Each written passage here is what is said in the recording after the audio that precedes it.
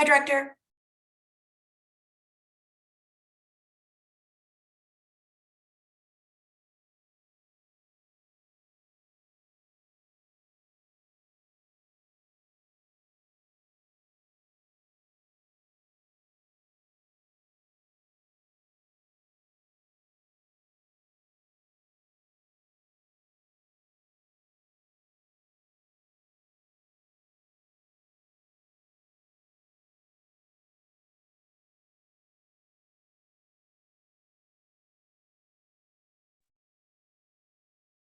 Barry goes to host and stopped it. Okay. Barry Sarkisian is here. Hi, Judge. This is Emily. Hello, Emily. I'm here as well. I think Chris Brown is on, but I have not confirmed. I see him on, but I haven't seen him. I also can't get my video working. Hold on. Oh, hey, Director, there you are. Yeah, I have my headphones off. You cannot start your video because the host has stopped it. It says. Yes. Really? I see Chris. Can Chris, you see me? I see you. Let's see. Start video. I'm trying to hit start video and it's not allowing me to do that. Do you have to do something on your end? I think so. Emily? No, I think Chris has to enable the functionality. This is the community development's Try account. now. Try now. Okay. Nope. Still says the host has stopped it. Oh, now it works. All right. Hi. Yeah, I had to make you a co-host. So Got it. There we go. And now we can see you, Barry. All righty. Great. Great. yeah, as you can imagine, we've put in some pretty ironclad protections on here. So Good decision. yeah. We got Zoom bombed, Barry. If you didn't hear about that, we had a meeting about a project in town and unfortunately we're Zoom bombed. Repeat that, please. We had a Zoom bomber, You're which kidding. we had a meeting that was not set up with sort of the full level of protections that Zoom provides, and somebody hacked the meeting and took over, so we couldn't continue the presentation, unfortunately. Oh my So- God. Yeah, we can tell you more about that later. Yeah. Just so you know, from now on, you'll be council person or councilwoman. What do you prefer, Emily? I'm fine either way is okay. All right, so just so you know, Chris and I had a short second pregame meeting earlier today, and I'm going to, when you present me, I'm going to do my presentation, and then I'm going to ask for certain slides that he has on the PowerPoint, and he'll show them so and everybody can see them. So we Sure. And I have the coordinated that. And I'm checking the room to see where council people are so I can elevate them to full panelists. yeah, and just as a by the way, we are recording. We have about 39 attendees. Yep. See Councilman Cohen, Councilman Quintero are both advanced to panelists. I will also make them co-host. So they can be on video Yeah, if they so choose. if you wish. Yeah. Hi, Phil. Hey, Council President, I'm happy to say a few words as well, Chris, if we start. I was planning to open the meeting and kind of give some background, I guess, how we got here a little bit, and then introduce the judge. But do you want me to kick it to you for any remarks as community development chair? Yeah, I'd just like to make a quick few remarks as chair. Yep. Okay. I see Ruben. Oh, it keeps moving on me. Promote to panelist.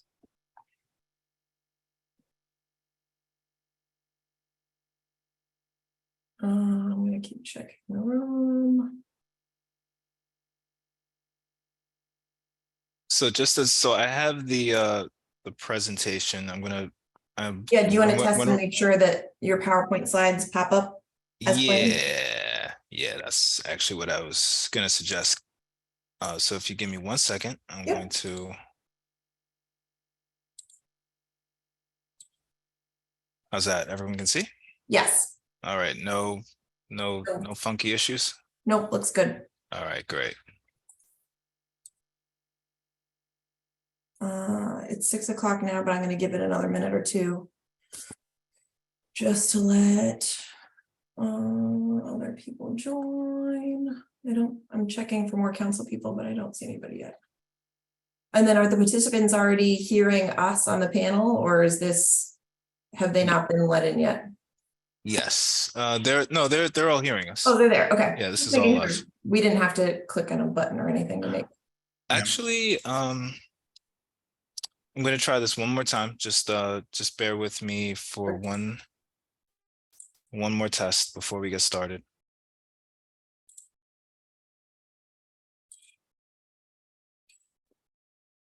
All right, so you're seeing this. Yep. How about now? What do you see?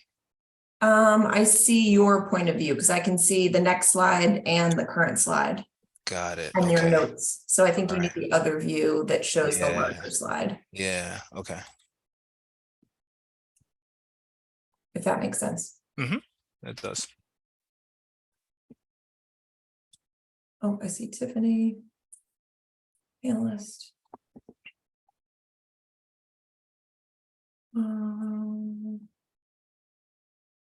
Let's see.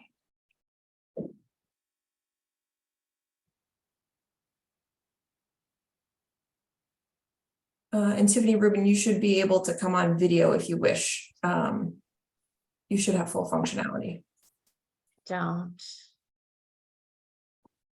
Oh, hang on. Yeah, I have audio, but I don't have You video. don't have visual? Okay, let me see. But I look terrible anyway because I'm a legal editor, so I don't. It's up to you. I just wanted to make sure you have full functionality if you wish. We'll see. I'm making Councilman Fisher, Councilman Ramos co-host, so they should be able to. Thank you. And I'm just gonna stop my video just to do I'm gonna do a little technical thing over here. Yeah. That should enable the screen to show just the presentation. Oh, sure. For the slide deck, yeah.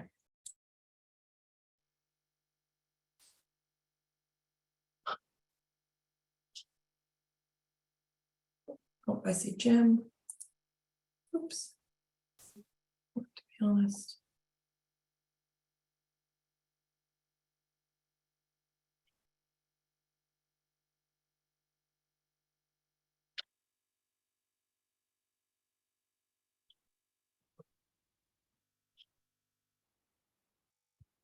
Want I'm to make sure my scrolling. microphone is working. How is everyone? Yeah. Barry Sarkisian? We can hear you okay, thank you. Okay.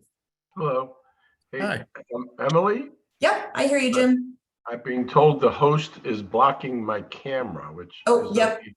It's okay Chris with Brown me. is going to just enable you. Give it one more second. Okay, no problem.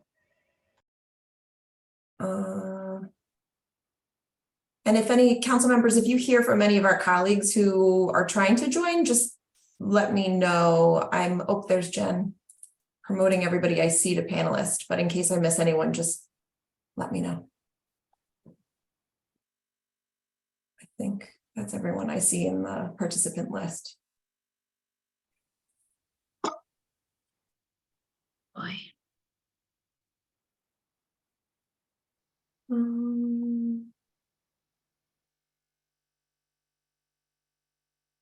And Director Brown, if you're able to give Jim and Jen have now joined, if you want to give them access to share in case they want to go on video. Yep, already I'm on it.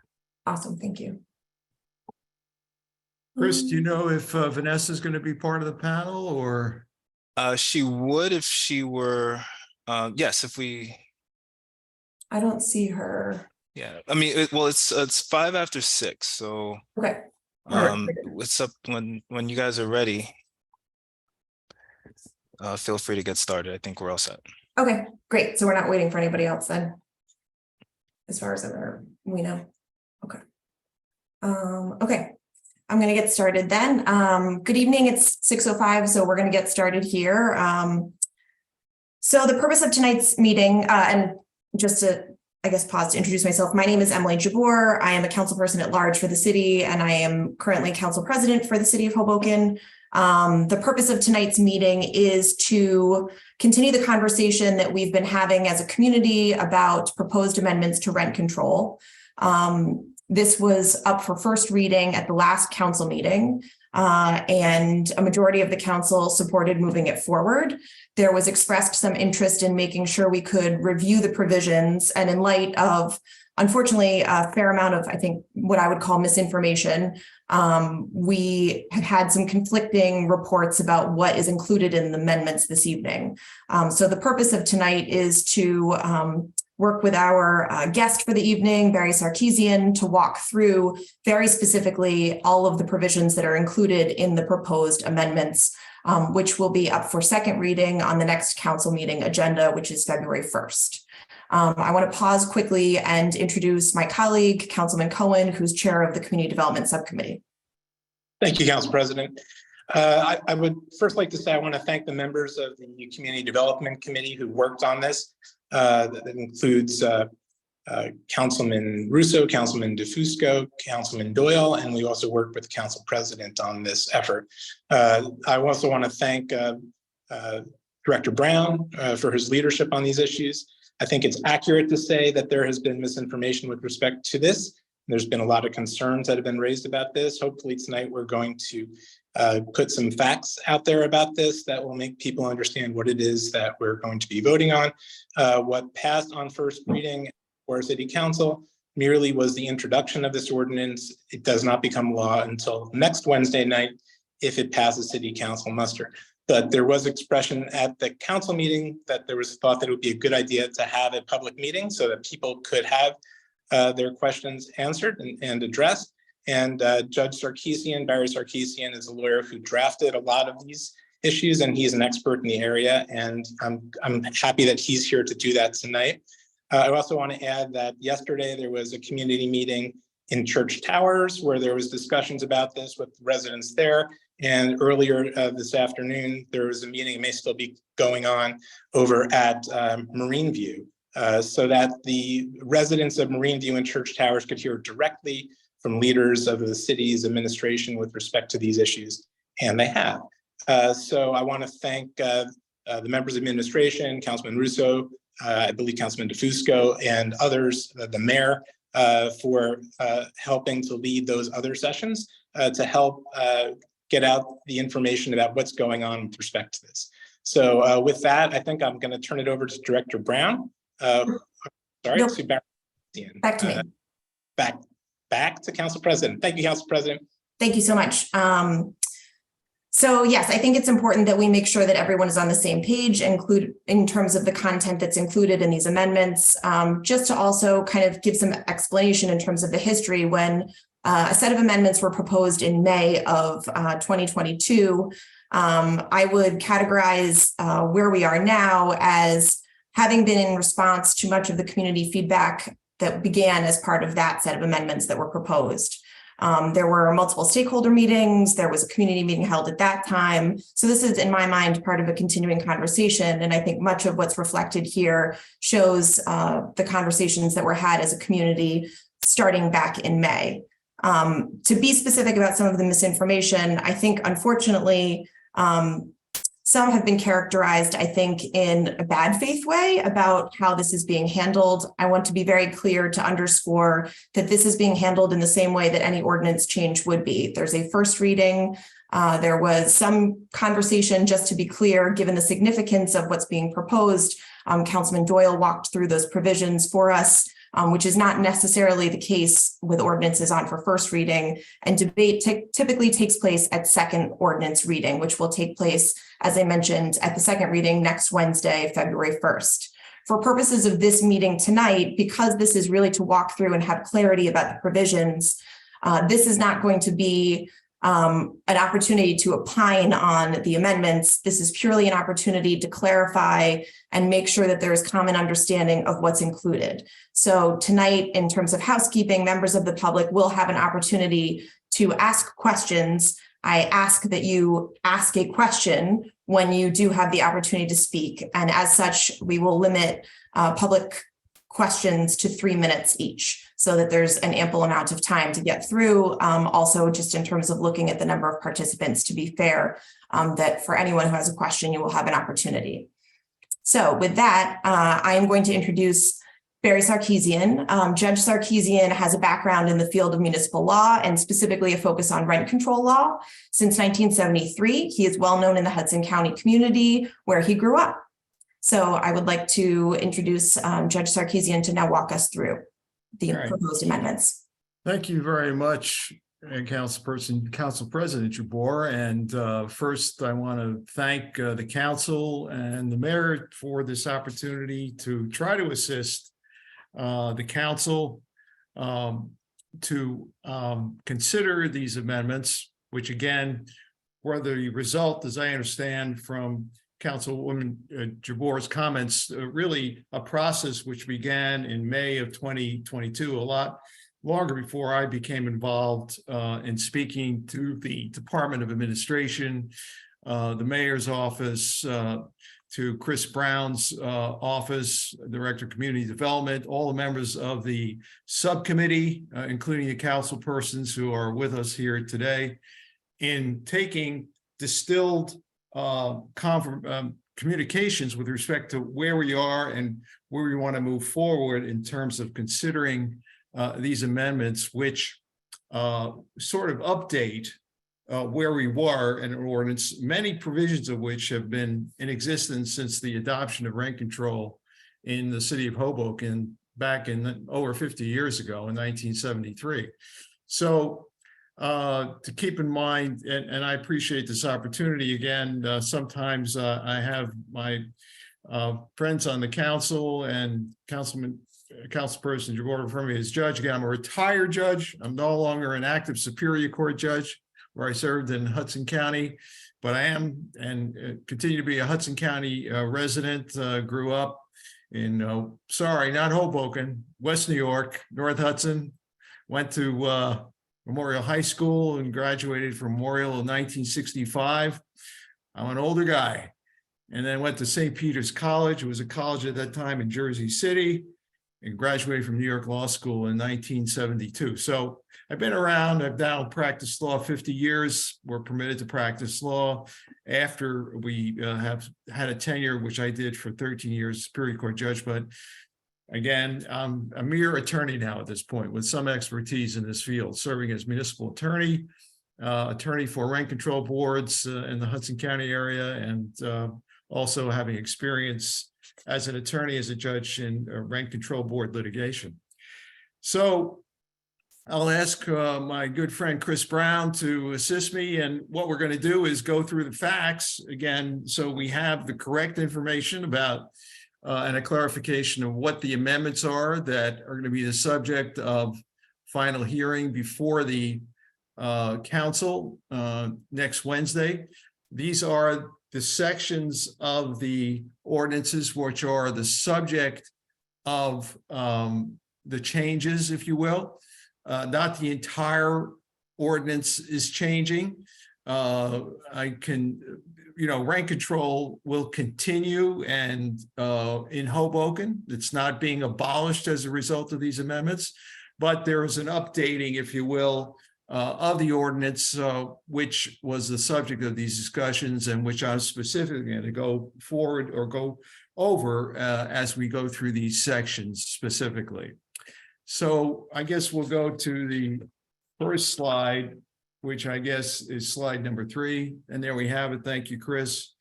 Is right now, we're going to bifurcate the definitions which pre-existed in the rent control ordinance, which only described base rent. And based on issues that have arisen with respect to the method by which the rent control regulation officer can compute legal rent calculations, it was determined that the best way to do that is, number one, update the base rent start period, which in the previous ordinance was 1973, and to update into a later period to October 1, 1985. And sometimes there could be a situation where if the unit was not rented as of that date, that the rent regulation officer can determine what the base rent is at the earliest possible date. And we'll get into that in more detail in a minute. And then legal rent was defined because there was an issue of under existing sections of the ordinance that allowed there to be a computation of what the legal permitted rent was. And that was to distinguish from the base rent. And for that reason, we identified and defined a definition of legal rent under this amendment. And it's defined as the legal rent shall be the base rent plus any permissible increases allowed under this chapter. And what's also important, some of you in the audience, I know the council persons are familiar, that there's been, there's a process by which any dispute as to what the legal rent is within the powers of the board, first through the rent regulation officer, and under certain criteria, which we're going to discuss further, of course, they're more specifically defined in one of the other changes we're going to discuss in the ordinance. And of course, any decision by the rent regulation officer, if anyone is aggrieved, whether it be a landlord or a tenant, can appeal that to the full rent control board. So we move now on to the next slide.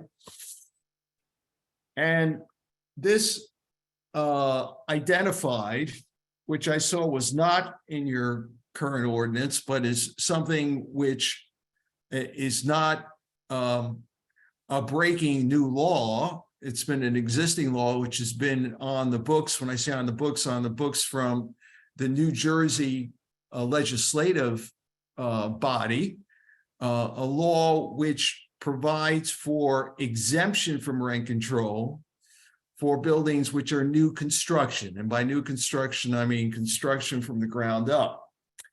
So the reason, and the question might be, well, why did we include this as an exemption in the ordinance if it's already provided for in the state law? And the reason for that is identified in the portion at the bottom of the regulation, which has now been highlighted by Mr. Brown.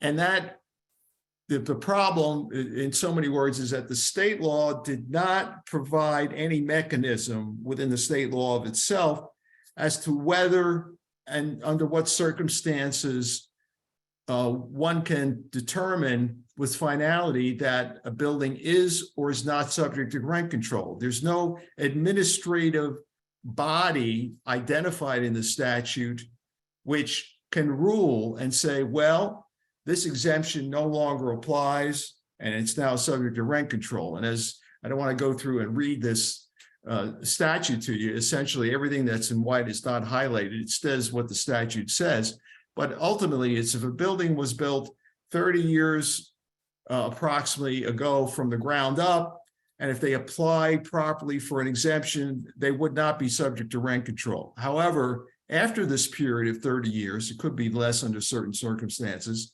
And evidently, we have certain buildings that have applied for this new construction exemption, but their 30 years are up. If there's a dispute, which there can be and could be between the property owner and the rent board and or tenants to say, well, you can't increase us under something more than the rent control ordinance provides, who resolves that? And this amendment now fills the gap in the state statute and provides that the rent regulation officer or the rent board on appeal can decide that question. So this is something that's coming up on the agenda for the city of Hoboken with respect to certain properties. There aren't a lot of properties that applied for this exemption, but it was sufficient enough to now include this as one of our exemptions and spell it out in this amendment. So we can move on to the next section. And what we did is that first we have to understand that in the existing ordinance, there was a provision in the ordinance, it was under the same number, which provided for the rent regulation officer to consider alternate proofs to what the legal rent for the apartment should be.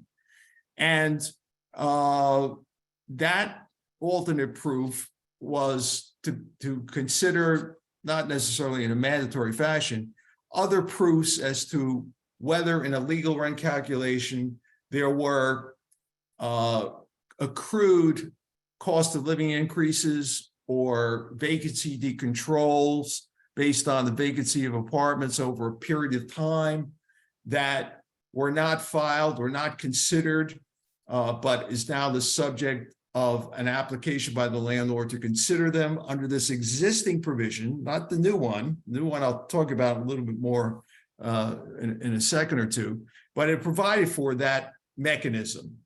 And based upon a dispute as to how this specific section applies and the manner in which it was employed by the rent regulation officer, it was decided to expand this provision and allow some specific direct criteria legislatively that the rent board regulation officer consider, or the rent board on appeal. And it was spelled out in this one paragraph of section 155-4D. So this is effectively a new section. There are two additional sections which were added, which I'm going to comment on. But again, it was just one provision that said you could consider these alternate proofs. This section seems is intended to tighten up the criteria legislatively.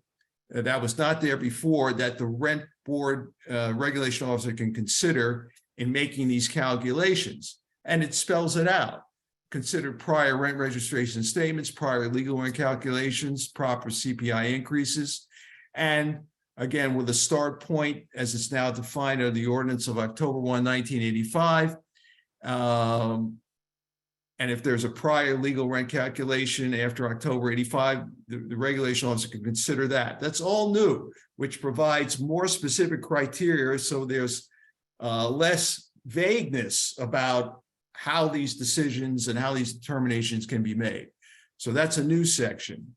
We have the next card, which is paragraph 2 of 155-4D. Chris. And this basically mimics what the existing 155-4D said, and was the only thing it said, which is the consideration of these alternate proofs. And that's the situation. And again, it's not mandatory. This is still something that's discretionary by the rent regulation officer. That's going to be clear in the legislation. And there's a sentence in the next paragraph you're going to read, which is going to be filtered into this paragraph. As you can see, thank you very much, Chris.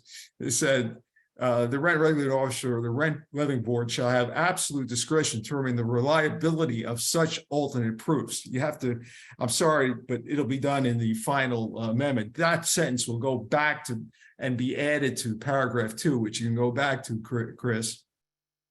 So what are these factors? Again, these are things that were alternate proofs that could be submitted and considered in the discretion of the rent regulation officer.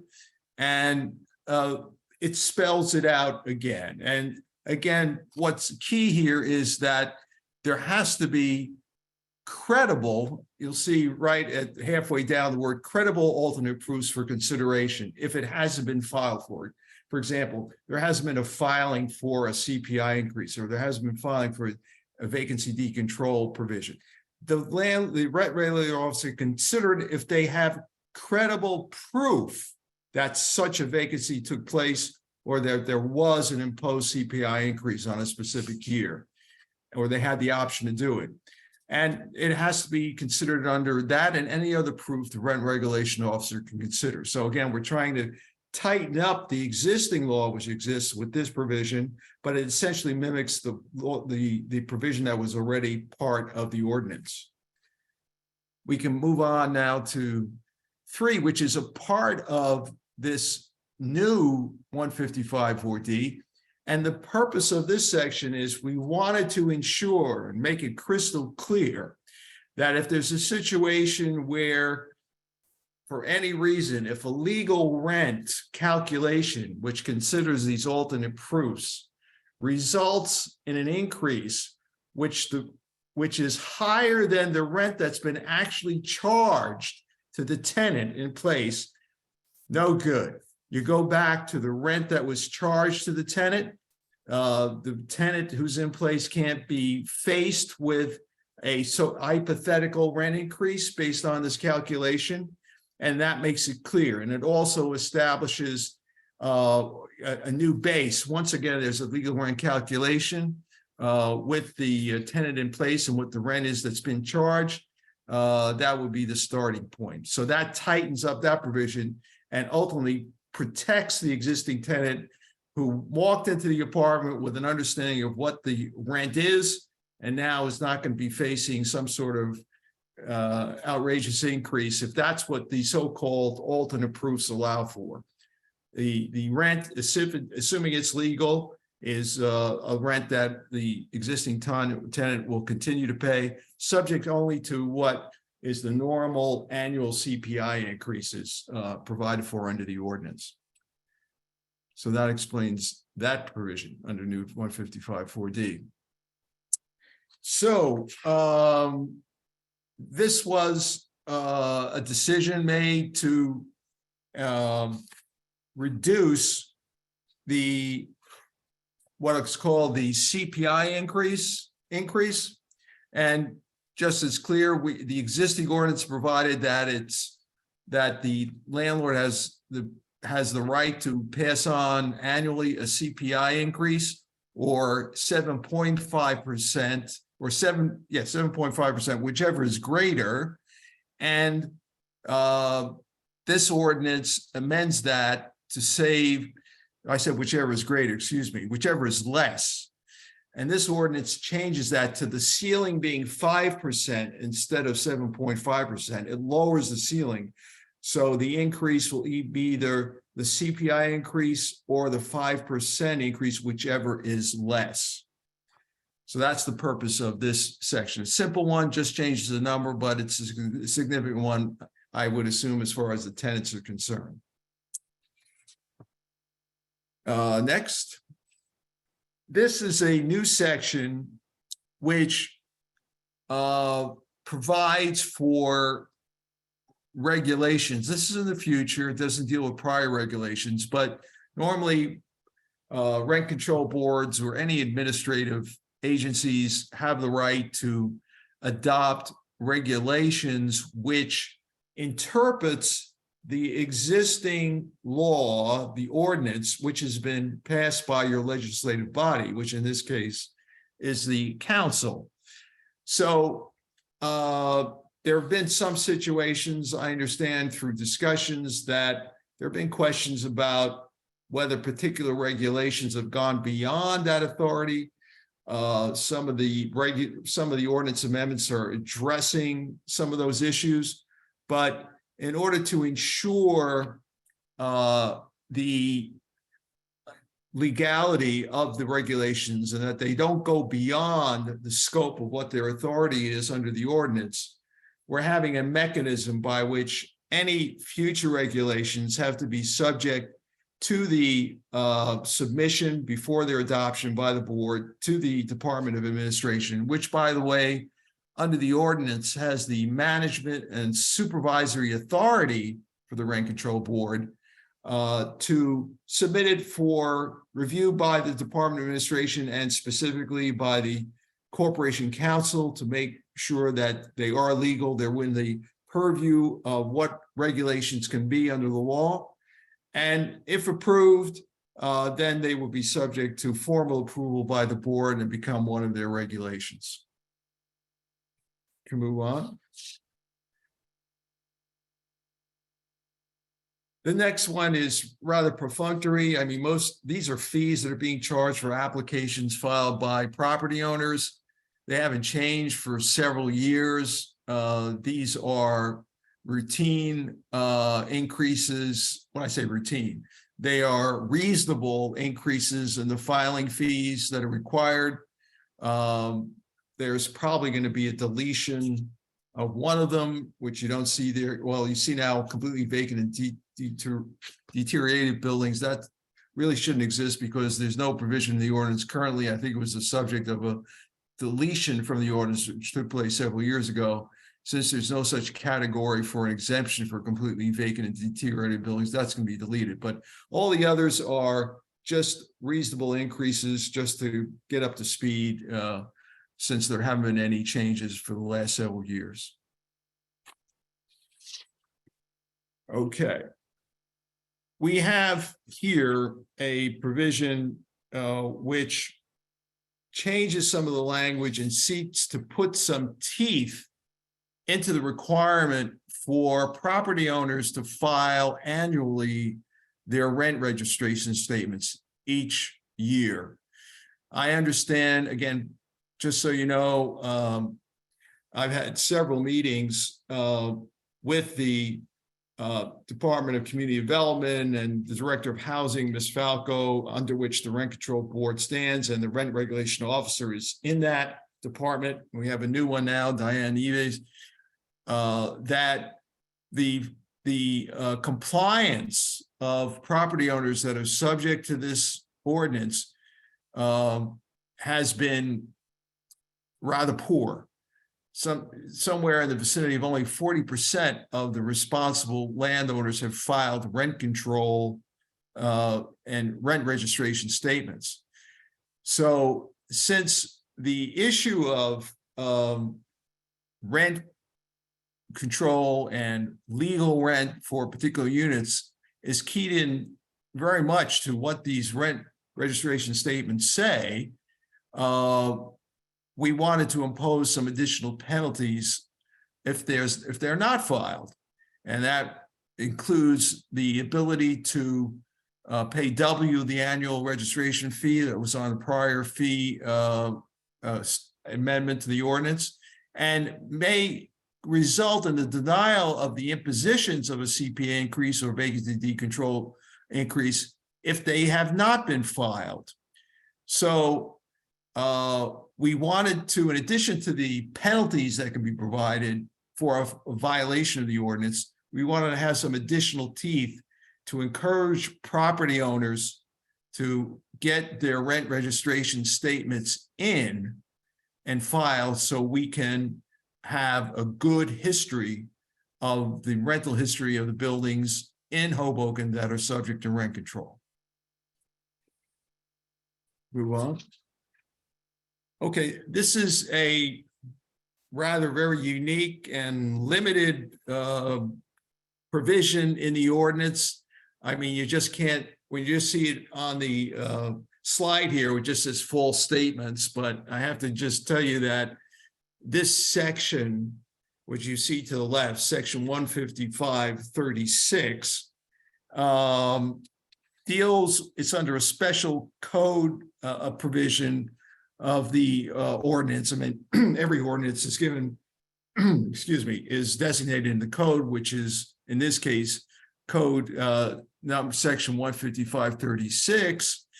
And this provision, which you can't see from the slide, just deals with the limited scenario where a condo unit owner who classically buys a condo, lives in the unit, and then determines they're not going to live in the unit anymore. The statute requires, before it be rented, that it be at least a period of 2 years, that if they want to rent it out and there has to be a rent established, this mechanism in the ordinance provides the landlord to file an affidavit with the Rent Control Board and approved by the Rent Control Board, which sells forth all the background of the sale, when they live there, what the rent is they're seeking to assert, and any subsequent rent will be subject to the Rent Control Board. And this specific, again, the affidavit has 5 provisions or 6 provisions and A through G, and now this only changes one of those 5 provisions of what the affidavit requires. And this just deals with the remote isolated instance where we determine that there's a false statement filed in that affidavit.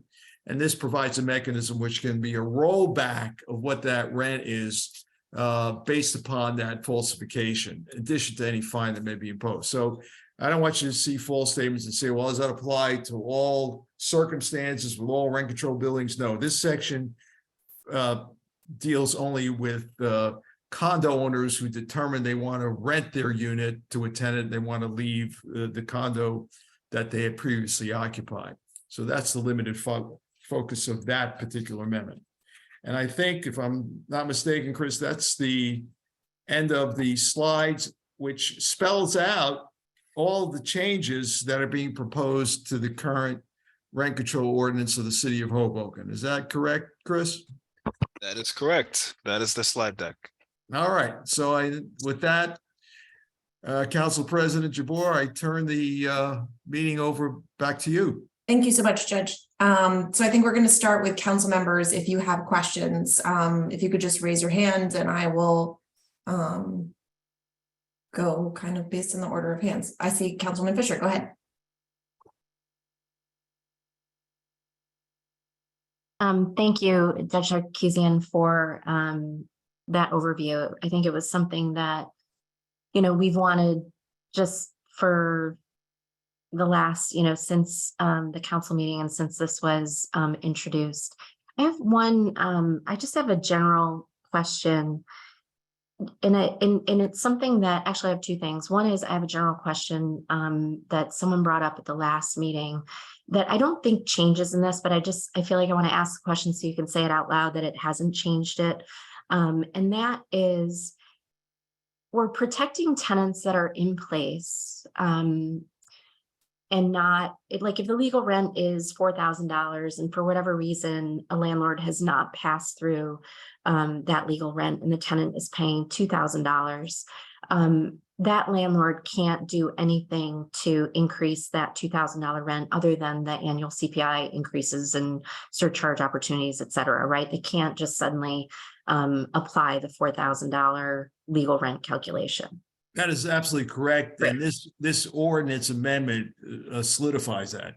So, but the question that came up was, and I think it's very specific to the environment that we've had for the last couple of years with COVID. We have a number of landlords that reduced rent, right? They either reduced rent for existing tenants or they reduced rent for a new tenant because, COVID was so dramatic. And, their concern is they're not able to even go back up to the highest rent that they've already charged. And this, were they able to do that before and they're no longer able to do that because of this, or have they never been able to do that under our ordinance? So example, the person who came in, a guy named Jim Vance, he came in and said, during COVID, prior to COVID, he filed all his paperwork. He was able to charge $2,500. Then when he came into COVID, he was only able to charge $1,700. Just because, people left town and rents went down very dramatically. So prior to COVID, his peak legal rent that he was able to charge was $2,500. And now he feels like he should have the right to go back and be able to charge that rent again. And that rent would be roughly 50%, almost 50% higher than the $1,700. So I don't know that our provision our ordinance allows him to do that. And I'm not sure it should or should not, but maybe you can just give some thoughts on that.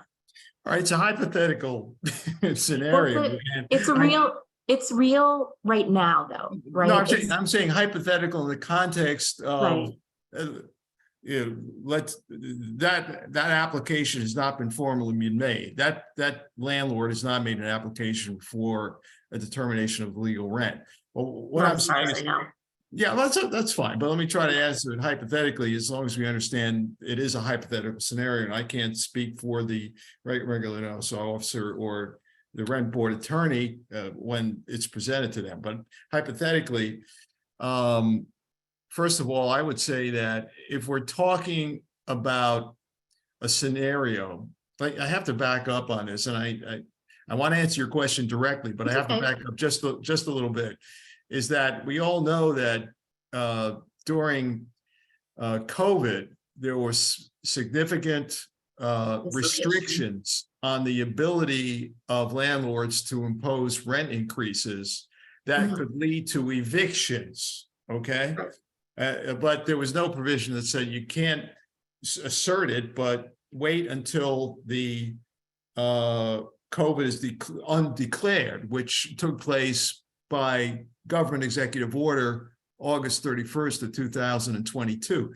So it's a complicated question in the sense that I don't know what a particular landlord that you're mentioning may have done post August 2022 to insert a CPI increase, okay? But let's assume that they never took any steps to increase it, okay? Which he would have been permitted to do under the ordinance. I would say that the existing tenant in place who is paying a lower rent is protected with that lower rent that they were paying. And unless there can be some sort of special application that's made to say, well, this is the rent charge, but these were the circumstances. Here's the background. Here's what it would have allowed. Here's what I lied prior. And if he chose not to impose a CPI increase, after the end of the undeclared date of the COVID, what the rent board and rent regulators officer would do with it, but he could try. But I can't tell you that he'd be able to recap and recapture that reduction that he gave to the tenant during the COVID period.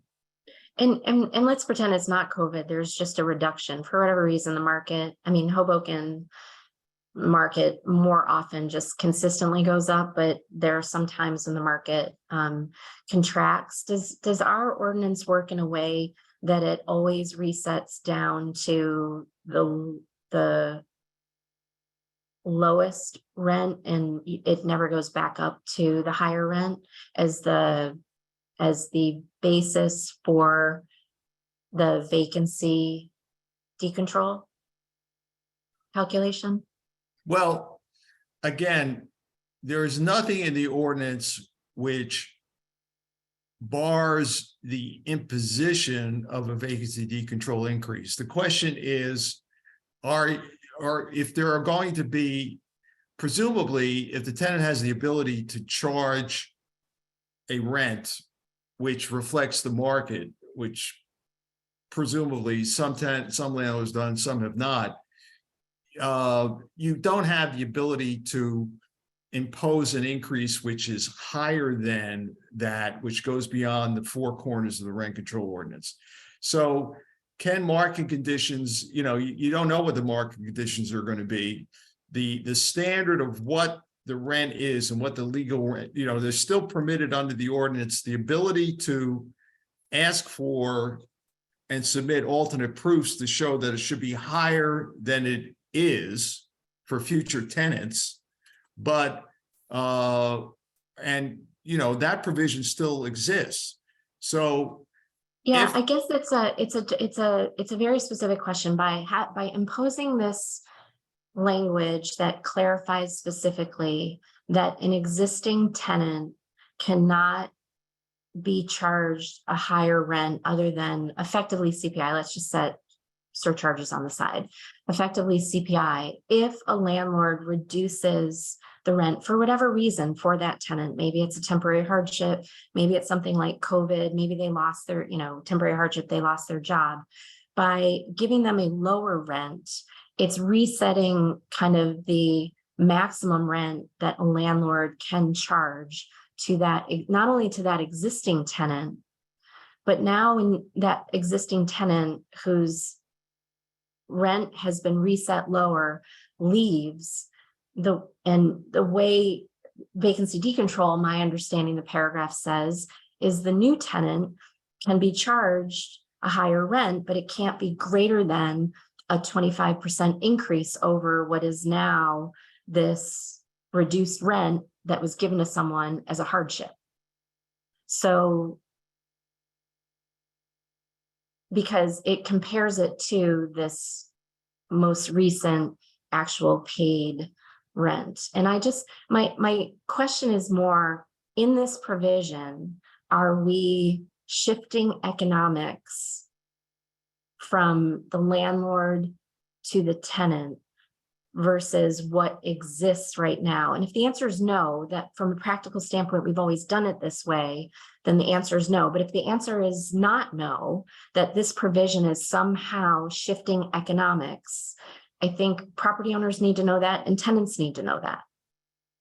Yeah, the only way I can answer the question is, to deal with the exception to the rule.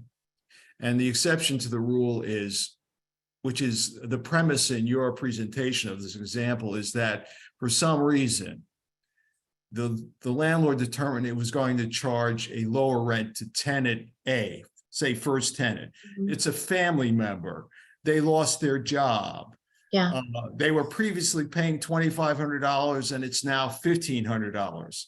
I mean, can there, under that scenario, with the appropriate proof submitted, not show that there was this consideration and this history to somehow allow the arguments in a legal rent calculation as to what they can charge a future tenant, what the rent should be, and it should be based on a $2,500 rental as opposed to a $1,500 rental? That, can I say that there's no mechanism by which that reception could not be considered?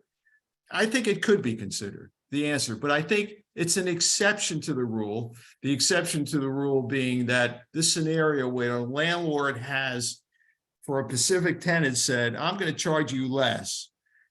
And maybe it could be done through a mechanism, I don't know if that has to be done legislatively or through a regulation of the rent board. Maybe there could be a mechanism by which in a rent registration statement, you say the rent is $2,500, but reduced by voluntary agreement in consideration of X to $1,500. So somehow preserve that and to show a history that previously they were paying the $2,500 as a basis to come in and argue the 25% increase with the new tenant should be based on the $2,500 base versus 50. I can't exclude that, but to try to make legislatively to deal with every kind of exception I'll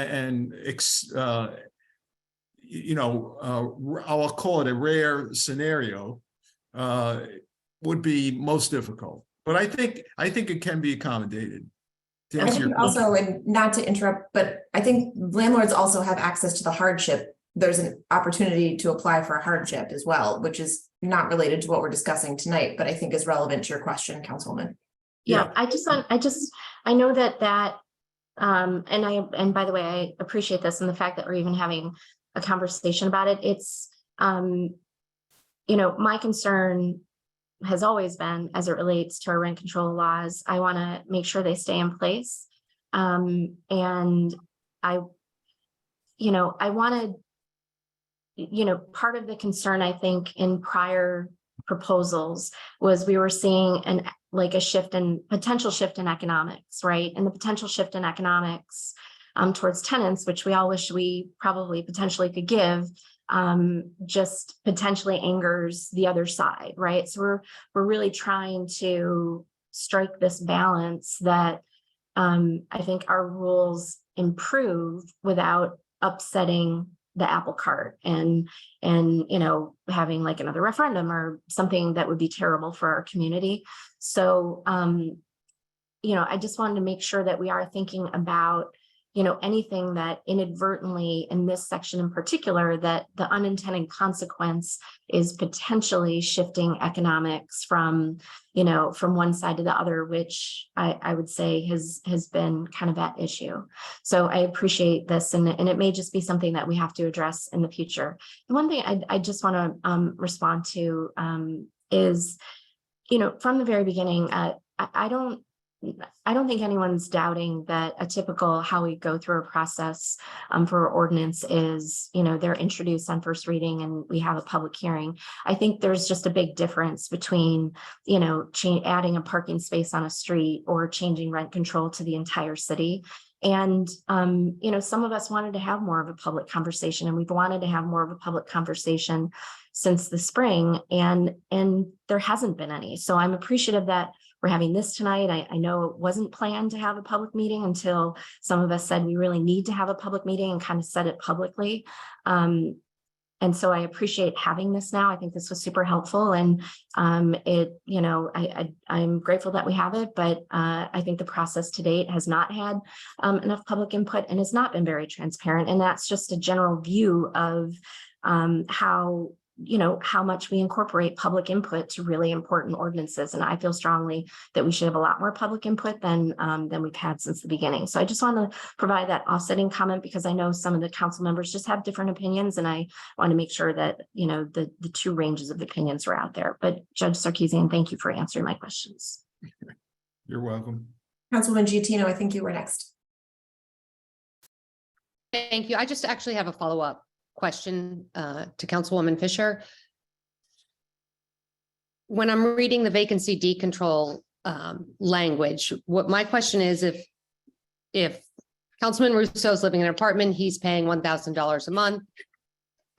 His legal rent is $1,000. Is that correct term now? His legal rent is $1,000. He moves out. Councilwoman Fisher moves in, and I'm the landlord. My base rent, so if I go back, you know, over the years, my base rent is $3,000. And Councilman Russo moves out and I can get a vacancy decontrol. Is it the 3,000 plus 25%, or now can I only get 1,250? 1,250 is my understanding. Because now your base rent, your actual rent is now your base rent. And so if the No. actual rent at the most recent was the No. 1,000. Wait, Base can we rent- just have a base judge? rent- Can we please, both of you? Thank you. If the judge could just answer the question. Oh, I'm sorry. Forgive me, Councilperson. The answer to your question, I'm sort of give you the same answer, which is, you know, if you have a scenario where as I understand your example, that a base legal rent for an apartment, say 4 years ago, was $3,000, and now, based on other considerations, the apartment is only being, so the current tenant is only being charged a rent of $1,000, and that tenant now vacates. Are you going to be basing the vacancy decontrol on the $3,000 that was charged several years ago, or the $1,000? That's your question, correct? Correct. And then what Okay. can I currently charge?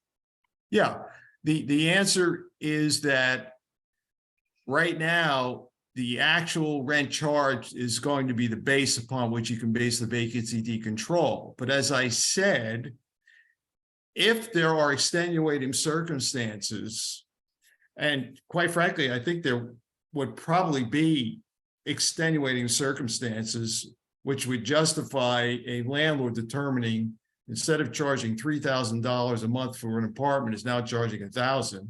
There has to be some. No, maybe they were never even charging 1,000, because right now you can own an apartment and your base rent can be much higher. Right now, how it's worked over, I don't know how long, how it's worked is I can own an apartment. My base rent can be much more than I can actually get for the apartment. We see that all the time. Your legal rent. I'm sorry, my legal rent is much more than I could get in rent, because it's based on, you know, at a tenant, they lived there 3 years, they left, I filed a 25% vacancy decontrol. I did the CPIs calculate the CPIs every year, but maybe I don't pass that all on to the tenant for whatever reason I choose. Okay, so if whatever those reasons were that they were not imposed,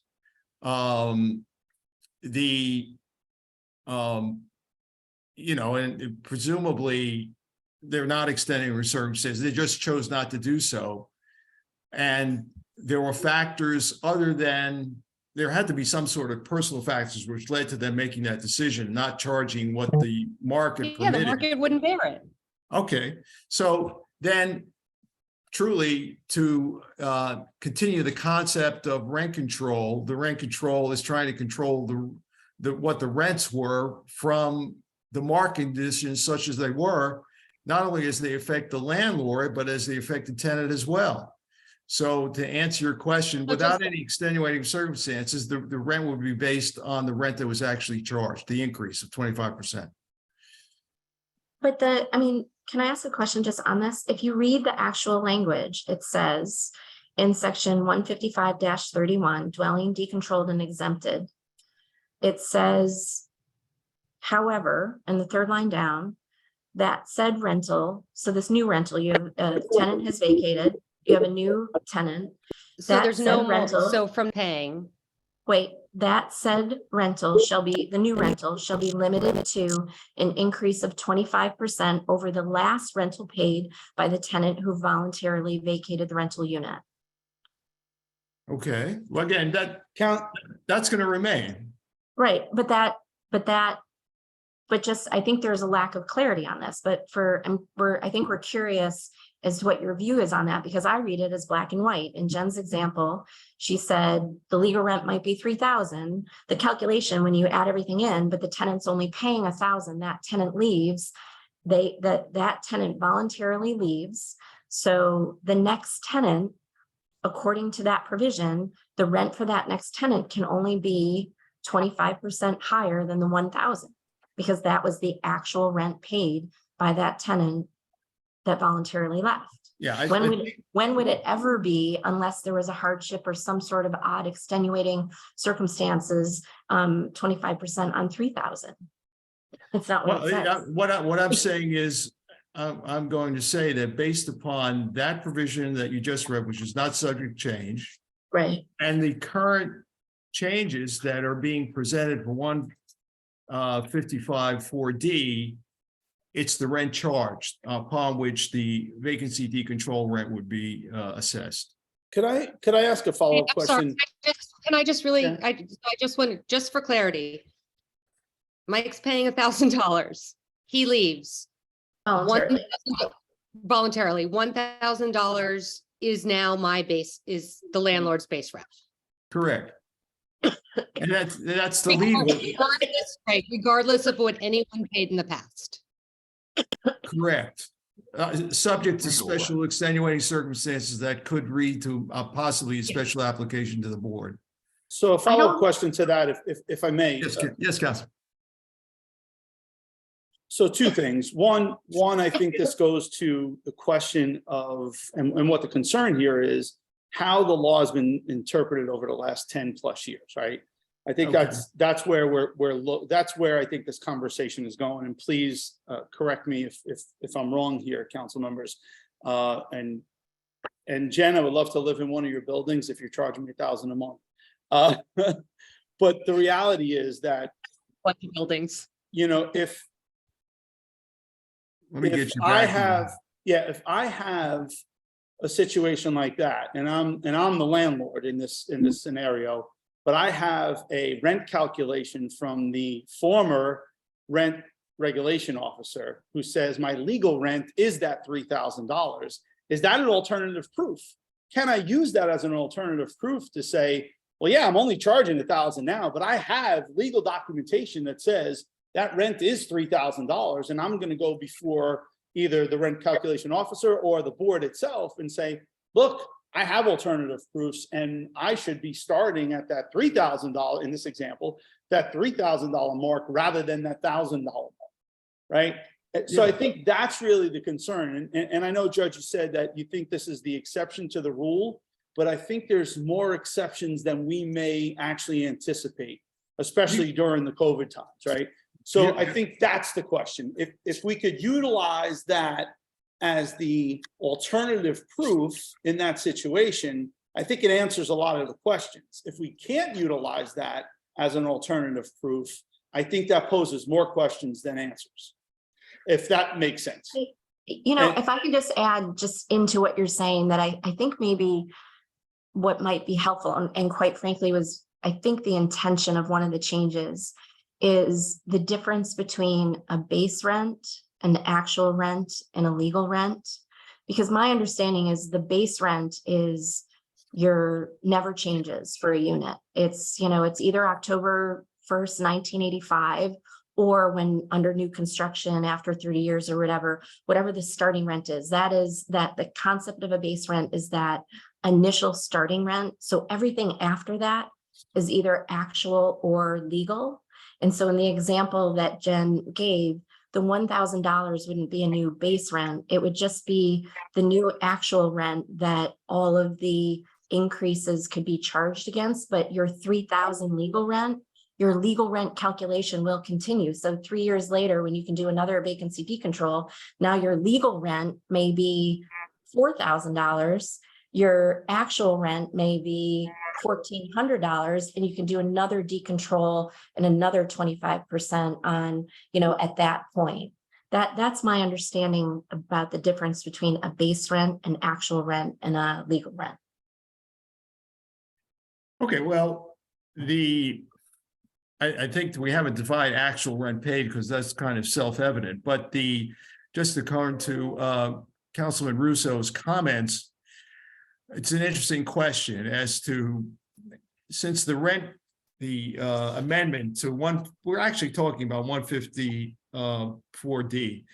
And the question is, what if there is a prior legal rent calculation? Let's assume it's post October 1985. That said, the legal rent for this unit is X, but the rent after that has been charged less than that. What would the rent board do with this conflict between the criteria that says under paragraph 1, which we read before, that the rent regulation officer should consider prior legal rent calculations? Okay, so that's a legal rent calculation that's out there, which is pre these amendments, but post 1985. How is the board and the rent regulator officer going to consider that? And I don't know the answer to that question. Okay, I don't know the answer to that question, and I can't tell you. But there could be, under the facts presented on how to approach that question, I can't say that it wouldn't be considered, but I really don't know. Well, and I'm sorry to jump in, Council President, I apologize. That's all right. It's okay. The only thing I would ask is there a way where we as a governing body can kind of dictate that it must be considered, not that it shall or it can or it may, right? But it must be considered. And that doesn't have to be the only determining factor. But I think it goes a long way, because we all represent not only tenants, but we all also represent a lot of small landlords, and even some bigger landlords, right? So I've gotten a ton of questions from landlords in the third ward, and I got questions from tenants as well. So we have to balance that. And I think it needs to be an equitable conversation across the board to make sure that we're not tipping the scales one way or the other. And again, I've said this in the past, and I'll continue to say it into the future. I don't have a problem doing this in phases and in pieces, but I think it's important for not only myself, but my other council colleagues to know that if these are types of things that we want to continue to consider, that they will be considered in future legislation changes, or is this kind of where we're ending? Right? I think that goes a long way for council members who are a little concerned one way or the other, that maybe we can fix some of this stuff. And I know the answer to that, the simple answer to that anyway, is always yes, that we can. But I think it's important to know that this isn't the end of the road, so to speak, when it comes to any potential changes, because for one, I want to make sure that we're as equitable as possible. Yeah. And as a point of information, Judge is going to actually be joining us at the council meeting next week, and as well in closed session. So to the extent that council members want to continue some of these conversations or discussion, we'll have the opportunity as well to, and I'm sure we'll continue to be available, not to put words in your mouth, Judge, but. No words. I did want to recognize Councilman Doyle. He's had his hands up for a bit. Thank you, Council President. Sure. I wanted to comment more on sort of generally on what Councilwoman Fisher has raised as well. I think there's a distinction here. Well, for starters, when there are extraordinary circumstances, we do things. For example, when during COVID, we actually took steps, the state legislature did it, and Hoboken, to protect tenants from increases. If the number of occasions when the circumstance, you heard Councilwoman Fisher was saying, the market goes up and the market goes down. To a large extent, the CPI goes up. It doesn't go up as much some years as other years, but there is a gradual, steady trend upward. When COVID comes, which in 1973, I don't think the drafters of the rent ordinance thought much about COVID. They assumed that the rent would continue to go up, and that's why these protections were put in place. We are perfectly capable of doing something similar to what we did to protect the tenants during COVID. When we put a moratorium on increases and there was a moratorium on evictions during COVID, we could, if today we're October of 1929 and the Great Depression was starting today and the property values dropped by half, we could do something saying when we get back on our feet, we can take a step to boost those rents back to perhaps where they were before. Same thing with COVID. But to pick an exception, which is not anticipated to be the rule, I think you can't draft for every circumstance. And so I would say, to the extent that if the market in your hypothetical, Councilman Giattino, the market is that the only amount that you can get in the open market from a tenant is Councilman Russo's $1,000 a month apartment, that's what the market will bear.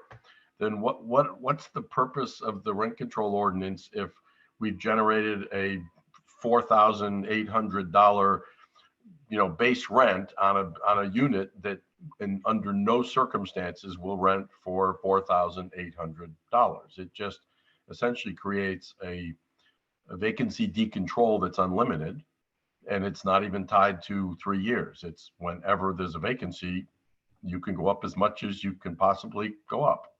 And I just think that, so I think we can protect against the Jim Vance hypothetical that you provided by creating an exception that's a one-time exception for COVID within a certain period, saying if your rent goes down 50% or whatever the number is, during COVID, to try to help landlords getting back to where they were. But I don't know that we need to, scuttle this legislation, and I think we can deal with that in a phased approach. Councilman Giattino? Thank you. I just my phone is going crazy with church towers and Marine View people. Do I need to stay on this call? Are we going to be okay? And I know people were saying there was false information that was put out, but there were 3 iterations of this ordinance from when it was released on Friday to when we voted on it on Wednesday. And the very first one had limitation of applicability, which is 155-2. This chapter shall apply to all dwelling units as defined in 155(1) above, except the following shall be exempt. And in that one under F, which I'm assuming was a mistake, it said housing owned and operated by other government agencies such as state or federal government, or which meaning I was thinking that was the HHA, or entities that own housing receiving state and federal subsidies that preempt local rent control. And that's why all the people in church towers and Marine View heads are popping off, because they saw that language, which makes them believe they're not going to fall under rent control. So I don't think I don't know where they got that information. Maybe they just read it themselves. I don't think if there was anything malicious about that. If I lived in either of those buildings and I saw that, I would be going crazy as well, but it was removed by Wednesday. So Yes, I'm sorry. I want to confirm that is absolutely true, Councilwoman. It's not in the ordinance amendments. It's not there. right, it was there. Yes, it was, but it was removed. And then it was removed. Well, And if I could, it was there, meaning to say that if while you're under the program, while you're in the program, the piloted program that Marine View is under, you are exempt from rent control during that program. If you're not under the program, meaning when it expires, then you are no longer exempt. But because of the confusion that statement caused, Right. and it was pretty clearly laid out in the new H, so I don't think it ever was intended to do what people are worried that it was an exemption forever for the building, regardless of whether the program was in place or not. It was an Right. exemption Regardless, under the program. when they read it, that's what they read, and that's Yes. how people took it. Yep. And They were, I I think they were told. completely the understand why conclusion. they would be upset about that. It's not that Well, people were spreading rumors. That's not how some people would interpret that. It's a question of interpreting Correct. or being told what it means by somebody else. Oh, spreading rumors. Well, Child. no, I could be, I have no reason to believe it's not genuine. Council members, are there any additional questions? I do want to acknowledge there are a total of over 150 people on this call. And knowing that there are members of the public who wish to also ask questions, I just want to check in to see if there's any additional questions from council members. Council Councilmember President? Snow. Yeah, thank you, Council President. Judge, I'm going to ask you some direct questions that I got at my meeting with residents from Church Towers last night. Two of the bigger concerns were one, when it came to a vacancy decontrol. In bigger buildings across the city, a lot of times what will happen is if someone is, let's say, living in a 3-bedroom unit with their family, their kids are of college age, they move out, and now that family is no longer in need of a 3-bedroom and will get transferred to a smaller unit. Does that vacancy decontrol apply to a transfer within the building in a situation like that? That is a concern that residents had. For example, the one I just used, we have tenants in those buildings. Their kids are off to college. They're living in a 2-bedroom or a 3-bedroom, and they now just need a 1-bedroom, right? And does that transfer then, does the vacancy decontrol apply to that transfer? And if it does, are those tenants then kind of forced to be downsized in their unit because of them being overhoused? Well, I want to see if I understand your fact pattern there. Sure. Okay, you've got a family that lives in a 3-apartment building that is subject to rent control. So it's a larger building, right? They're living in a 3-bedroom apartment. They no longer need a 3-bedroom apartment. Management comes to them and says, listen, you're overhoused. Could I move you down to a 2-bedroom, for example? Are they subject to a vacancy decontrol to move to that 2-bedroom? And if they are, can management then insist on downgrading them to a smaller unit because they're overhoused? All right, I asked the question because I just want to know if there's some overriding governmental agency control of this particular unit. Okay, if the answer is if there's no, then they're in a 3-bedroom apartment. They're paying a rent control protected rent. Correct. And the landlord requests that they move to a smaller apartment, presumably at a lesser rent. Correct.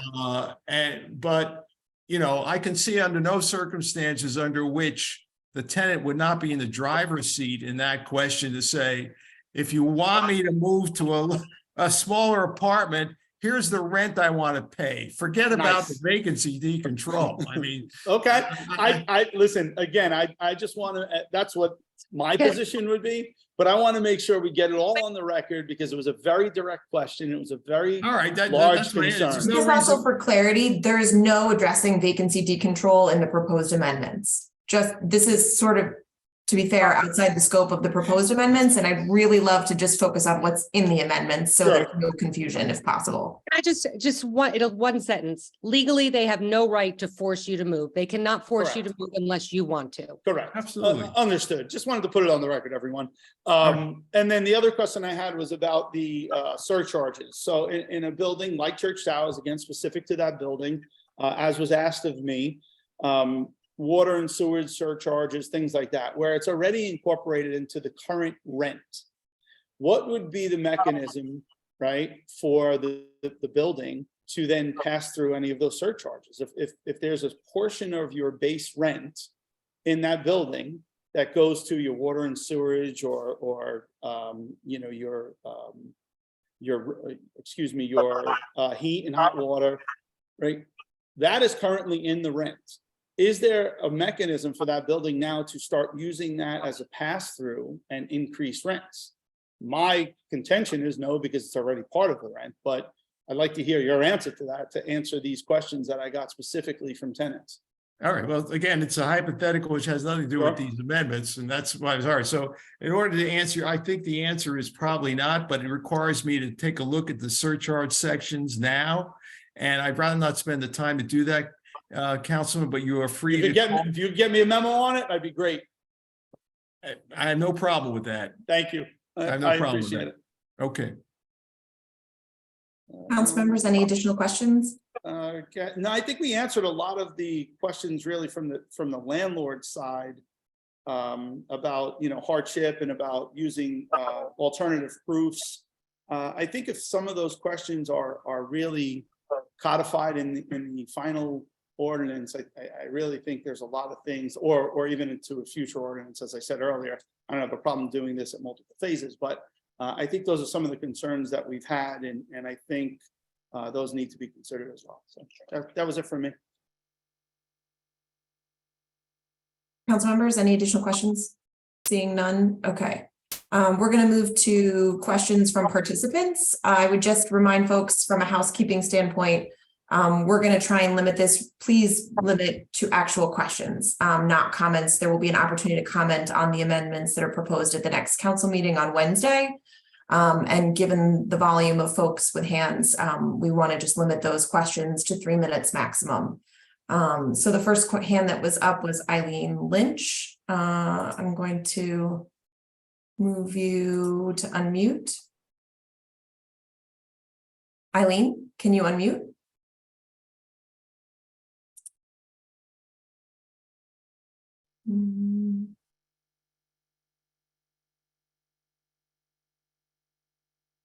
Okay, it doesn't look like she's able to unmute. So in the meantime, I'm going to bring in the next speaker, which is Tony Suarez. Hello, can you hear me? We can hear you. Hi. Thank you very much, Your Honor, Sarkeesian. My question, and I think it's similar to Councilperson Giatino, Russo, and Fisher's, was, for example, I'm a real estate agent, and I'll tell you this, and we have quite a few tenants who have done renovations. One of them was a former rent control board member. He did every detail. He got several legal calculations. 2 units where the legal rents are $7,200 and $7,300. We went after the renovation. He had 2 empty apartments after the renovation, put them on the market for rent. 1 unit gets $4,700. They're 3-bedroom, 2-bath. They're big apartments, so it's not a crazy number, although it might sound it. There's no time in the near future where we see that he'll ever get $7,000 a month. But he's a good guy, and he's charging, you know, 46 and 47. And at some point down the road, whether it's him or his kids, maybe 10 years from now, $7,000 is a moderate rent. Who knows? If he right now, he cannot go to that legal rent upon a vacancy. What I'm understanding is we're resetting the legal rent.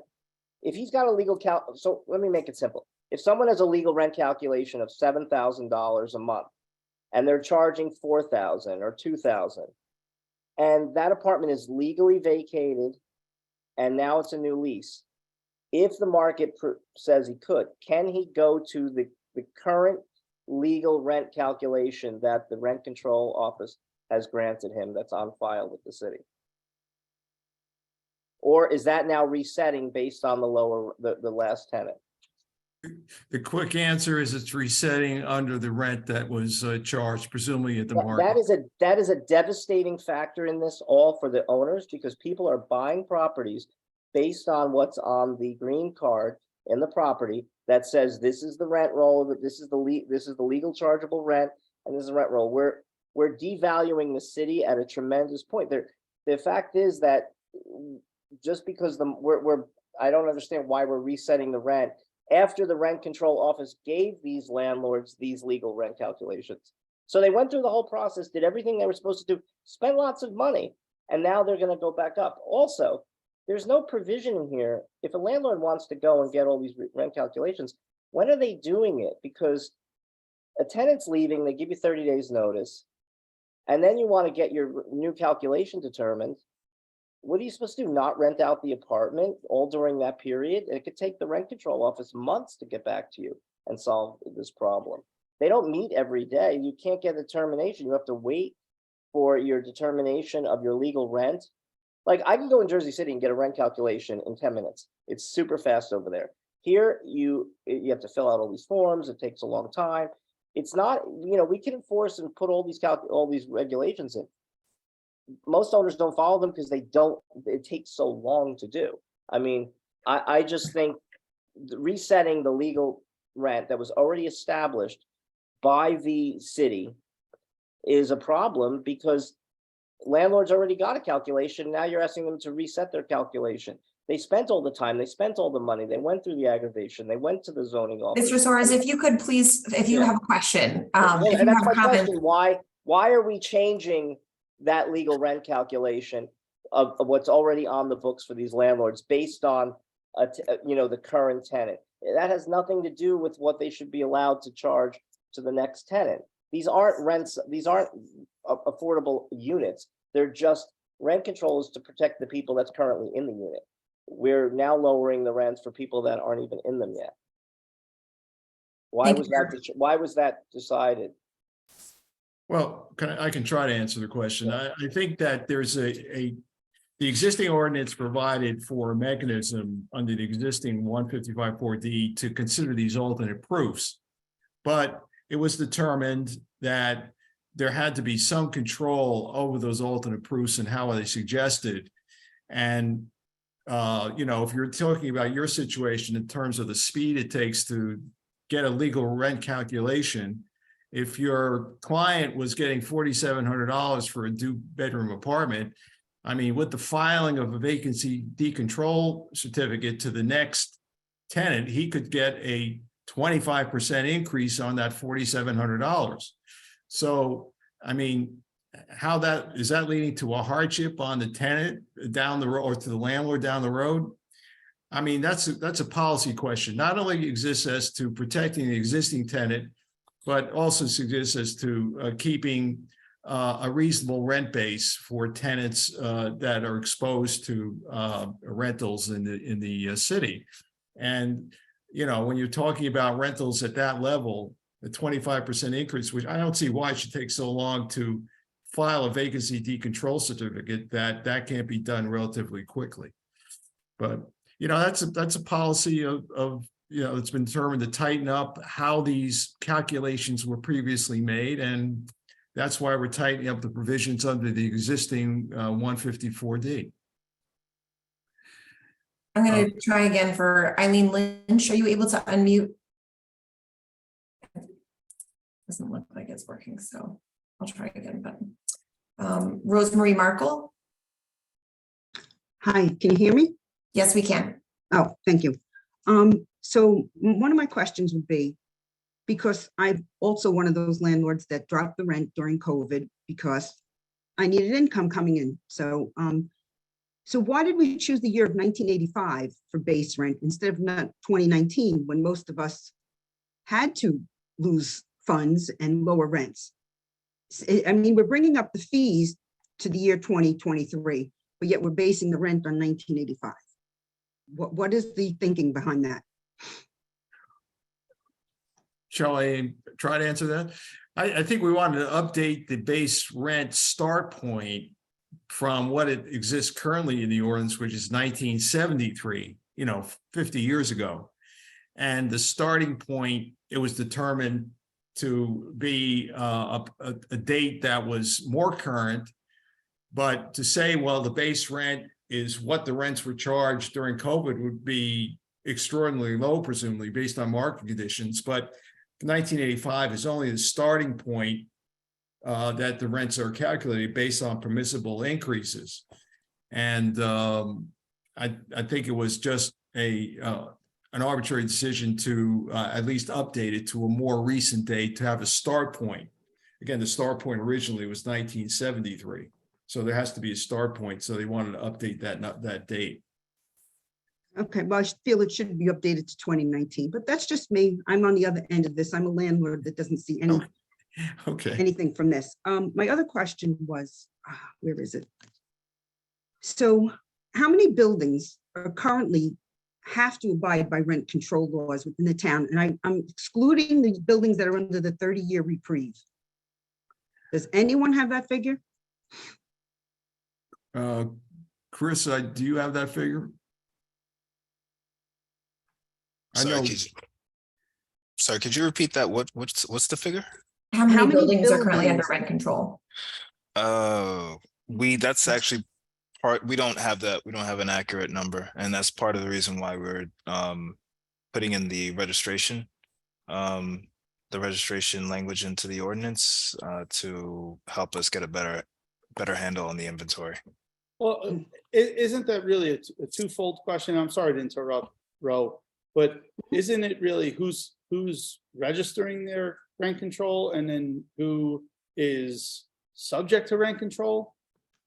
Right?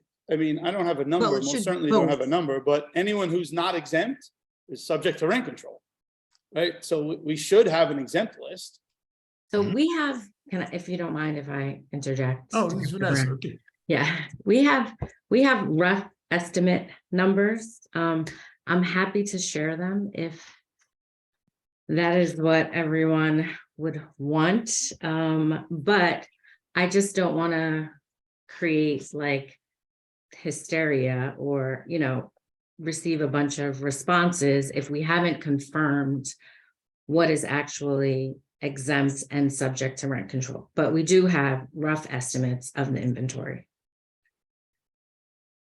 And a very rough estimate is that we have approximately 298 buildings that fall into the category of 4C.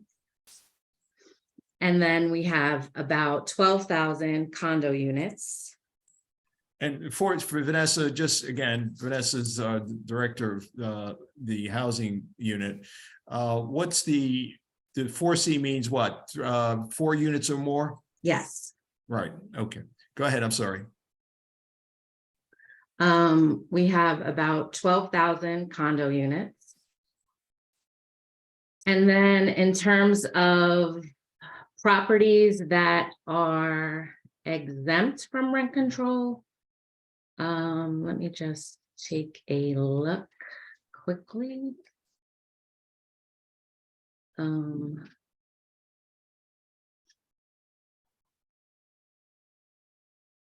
Okay. We have about 59 buildings that are exempt from rent control. And then the number of units within those buildings, I would have to get back to you on that. Thank you, appreciate that. Yeah, and that's not including. No, it's estimated. I understand. It's not Okay, yeah. written in stone. I have it. Okay, so just one quick question. I'm one of those little 4C buildings, mom and pop landlords that would like to know, what is my incentive to keep my building as a rental property? There's nothing here that would make me keep it as a rental, because if I could get $2,000 an apartment, I'd be a happy camper. I mean, when the CPI goes under 2%, do I get to apply for a hardship case? Because I'm barely going to get a $20 increase on a rent. Do you know what does $20 get me? So if anybody could tell me what's the incentive for a landlord, a mom and pop landlord, to keep their property as rentals and not either go condo or sell it to a developer?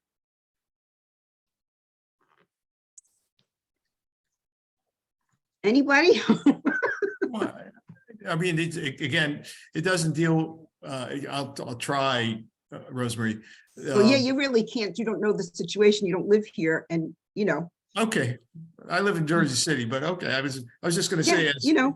Councilman Jabor said before, it's like there is a provision in the ordinance that allows you to earn a fair return on your investment, which is independent of a CPI increase. So if you're losing money or you're not making a fair return, you have a right to file a hardship application, which could, again, I know what your expenses are. I don't know what your income is from your rental use. It could lead to a significant increase in your rentals if you are not earning a fair return. You may want to look into And that. who does, I'm sorry, who does I don't know if you'll answer this. And who does the hardship case? Who do you have to go in front of? Goes Because before at the this full. point, Yeah, it standing goes on my end, watching this, they are not for landlords. I mean, I have to pay for an attorney to help sue me because the city's paying for this attorney to sue the landlords. So, you know, how do you know you're even going to get an approval from rent control? That here's your hardship case. Not that I'm saying I'm going for it. I'm just asking a question. Shall I answer?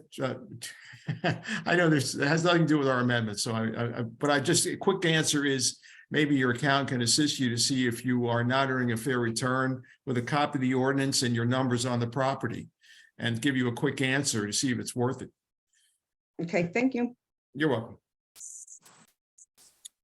welcome. Just as a reminder, the purpose of the meeting tonight is to have clarity and clarification of the proposed amendments. I understand that there are a lot of feelings about what's being proposed. Again, the council meeting is the appropriate forum for some of those conversations. So please try and keep your comments in the form of a question about the ordinance being proposed, just to be fair to everyone about the purpose of the meeting. The next speaker is Matthew Miller.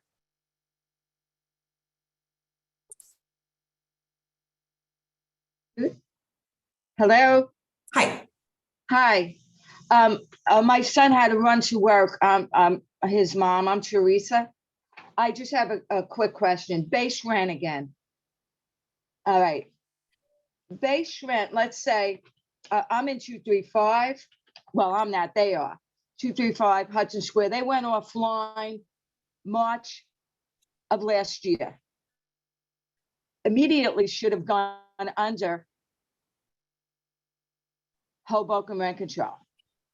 I don't know what happened. Apparently other buildings haven't gone under after the 30 years, but that's not my question. Base rent is.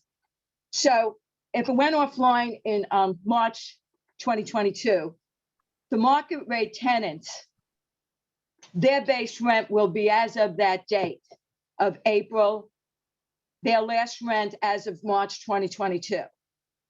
But the affordable, which they don't have anymore, they went offline. It used to be a pilot. They went offline in 2007. So in 2007, the affordable apartments, do they go on, their base rent start as the rent in 2007 when they went offline? Because in 2007, those 35 apartments were supposed to go under Hoboken rent control. At that time, we've been fighting it for years. We gave up. But then when the building actually went offline, we said, okay, game over, 30 years is up. So, but nobody's doing nothing. Nobody's adhering to the law. It's a state law. Now, state does trump local, right? So my question on that is base rent. Would it be and this is for the judge, would it be the base rent for the market raters would be the last rent of last year in 2022 when they went off with the 30 years exemption was up, state exemption? And for the affordable apartments, now don't forget the affordable apartments started in 2000, was 1,100 back in 2007. It's way over 2,000 now for the affordable. the building doesn't consider, they say they have no affordable apartments anymore. They're market, meaning if any of the affordable move out, it's immediate pass go market rate. So that's one question, base rent on market raters and us affordables. It would have to be, I would say that our base rent will be as of 2007, even though they didn't go under Hoboken rent control and they should have. Does that make sense? The calculation. Okay, the rent, the definition of rent. The definition of rent uses the word capital. So my thoughts is like Michael Russo said that it's already in the rent, taxes, water, sewer. My question is, you know, can they just say, okay, I made 10 phone calls to the tenant, I'm gonna add that on my rent. I had to drive over, I'm gonna add my gas to the rent. No, I'm only kidding, but what can they add to the rent? And one silly question, last one, the condo info that the judge was talking about, does that affect somebody that owned a condo? Like if they want to rent it Airbnb, is that what that's for? I don't own a condo, but I would think that condo people or people that own a condo could rent it to Airbnb. So with that new law, does that like limit them for using Airbnb? That's all. Did I make sense? Now, how do I get off this, Nicole? Thank you for your question. All right. I'll make sure to do that for you. Thanks. Do I have to respond to anything, or really I can answer very generically and say it really doesn't. Teresa, I know you sent emails to the Hoboken regarding your situation and maybe your sons with respect to these exemption issues, but they're all, it wouldn't be appropriate in this forum to give you an answer to those questions because it really doesn't have anything to do with the amendments. It's fact sensitive, and there has to be determination from the Rent Control Board office and their attorney, who I might be consulting with in terms of how to deal with this exemption status of the so-called new construction and 30-year rule, how it affects affordable buildings. The condo issue is one which indicates under the current law, there's no exemption for condos.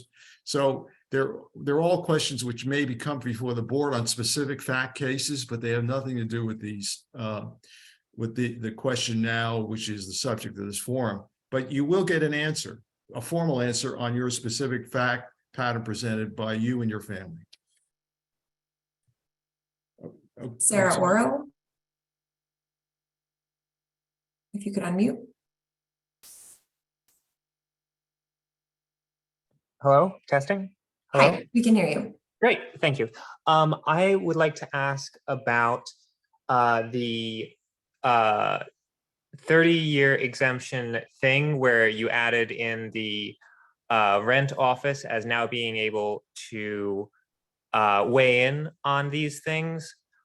So previously, it's very hard to find out if your apartment is rent controlled or not. And I'm a tenant, so I would like to be able to look these things up. Does the new law give the city the ability to compile a list of buildings that are known under rent controlled and share that with residents? I gotta just make sure I don't lose anybody.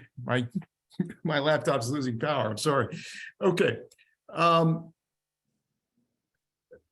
There's no, I don't know the answer to that question. I can just tell you that the database for filing an exemption under new construction may be with the construction official's office, the city of Hoboken, because the statute requires the application. It's not actually an application. It's the mere filing of a letter from the developer of new construction that they're filing an exemption under this particular state statute.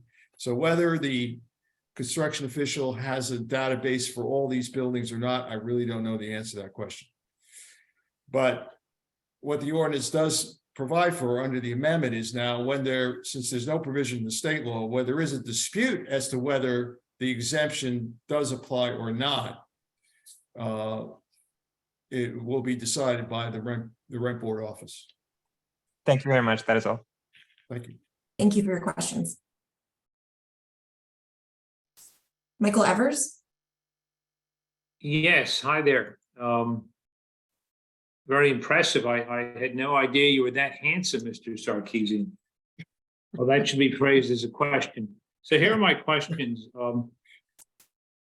I wonder, since virtually every provision in this ordinance seems to say whichever is less in favor of the tenants, you might want to consider addressing the whole COVID problem, which has affected all the landlords or many of the landlords, to say that define legal rent for a specific time period, say from a year or two before the pandemic to present, as the last rent, the highest rent legal rent charged during that time period.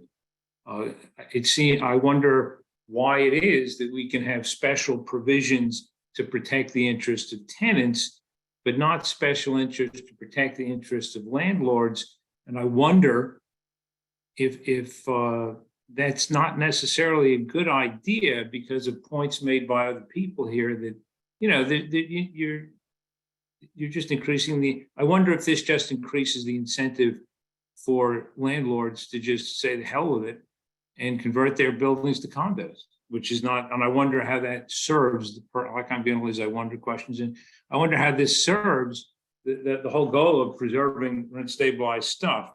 Now, specific questions, okay? There are people, why are we not defining legal rent as based on the last rent calculation, having a provision to just account for the last legal rent calculation made? That was I don't understand why that would not be the determinative figure for legal rent. It seems, I wonder why that isn't the most reasonable solution. Okay, next.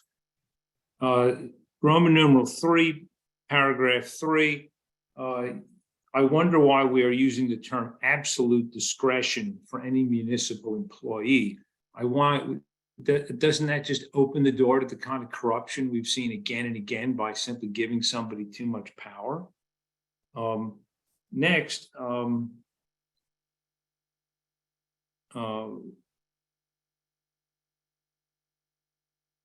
yes, the slide didn't say what in Roman numeral it was, but paragraph A, there's a provision that says the rent leveling board can vote on something based on majority of those in the quorum present that day. I have seen municipal boards where I literally, in fact, was once involved in litigation over this, where the zoning board had 3 members vote on something, and that was considered, actually, that was a violation of state law. But why are we assigning, shouldn't it be the majority of a majority of the total members of the board? They don't all have to be there, but I wonder why we are assigning that kind of determinative power to what in some cases can be a subset of the board, and in effect, the minority of people are approving things. I'm not even sure I know that's not consistent with state law in a number of situations. And finally, and this sounds like a stupid question, but why isn't the rent registration form available online right now if we're all keen on having everybody fill it out? I've looked on the website, it's not there. But I go back to the principal question I really like to have answered, most of them were just suggestions, is why are we not putting a special provision in to protect the interests of landlords who were hit badly? And that's not an exception or a minor group of people. That is a very large number of landlords who were subject to rent control in the city of Hoboken, who had to take a serious market hit during this time. Why are we not making a special provision for them in writing this law in the same way that we've made special provisions for tenants throughout the pandemic. I wonder why it is we've decided that we need to change the rent control laws right now, which is to say, kicking the landlords when they're down. And I wonder how that in any way, shape, or form resembles equity. Thank you. Thank you, Mr. Evers. Judge, do you want to address any of those? There are multiple questions there, I understand. And some I think maybe are better for the Department of Housing to potentially address with respect to digitization and going online, I know. I don't know, Vanessa, you still there? Yeah, I'm here. So I can, I thought the rent registration statement was online. No? no, it's currently, we are currently accepting property claims. So the first step to registering your property is claiming your property. And so we're working through those submissions that have begun since January 1st.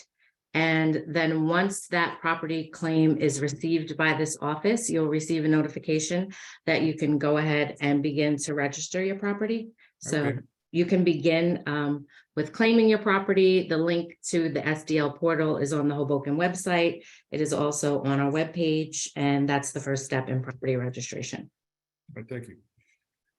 I have no further comment. I think most of our policy questions, Mr. Evers addressed, which I just leave to the council and the mayor.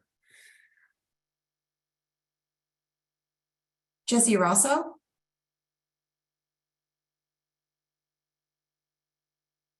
Are you able to unmute? Hi, can you hear me? We can hear you.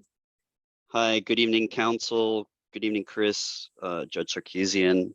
I'm Jesse Rosso. I'm current board member of the rent board.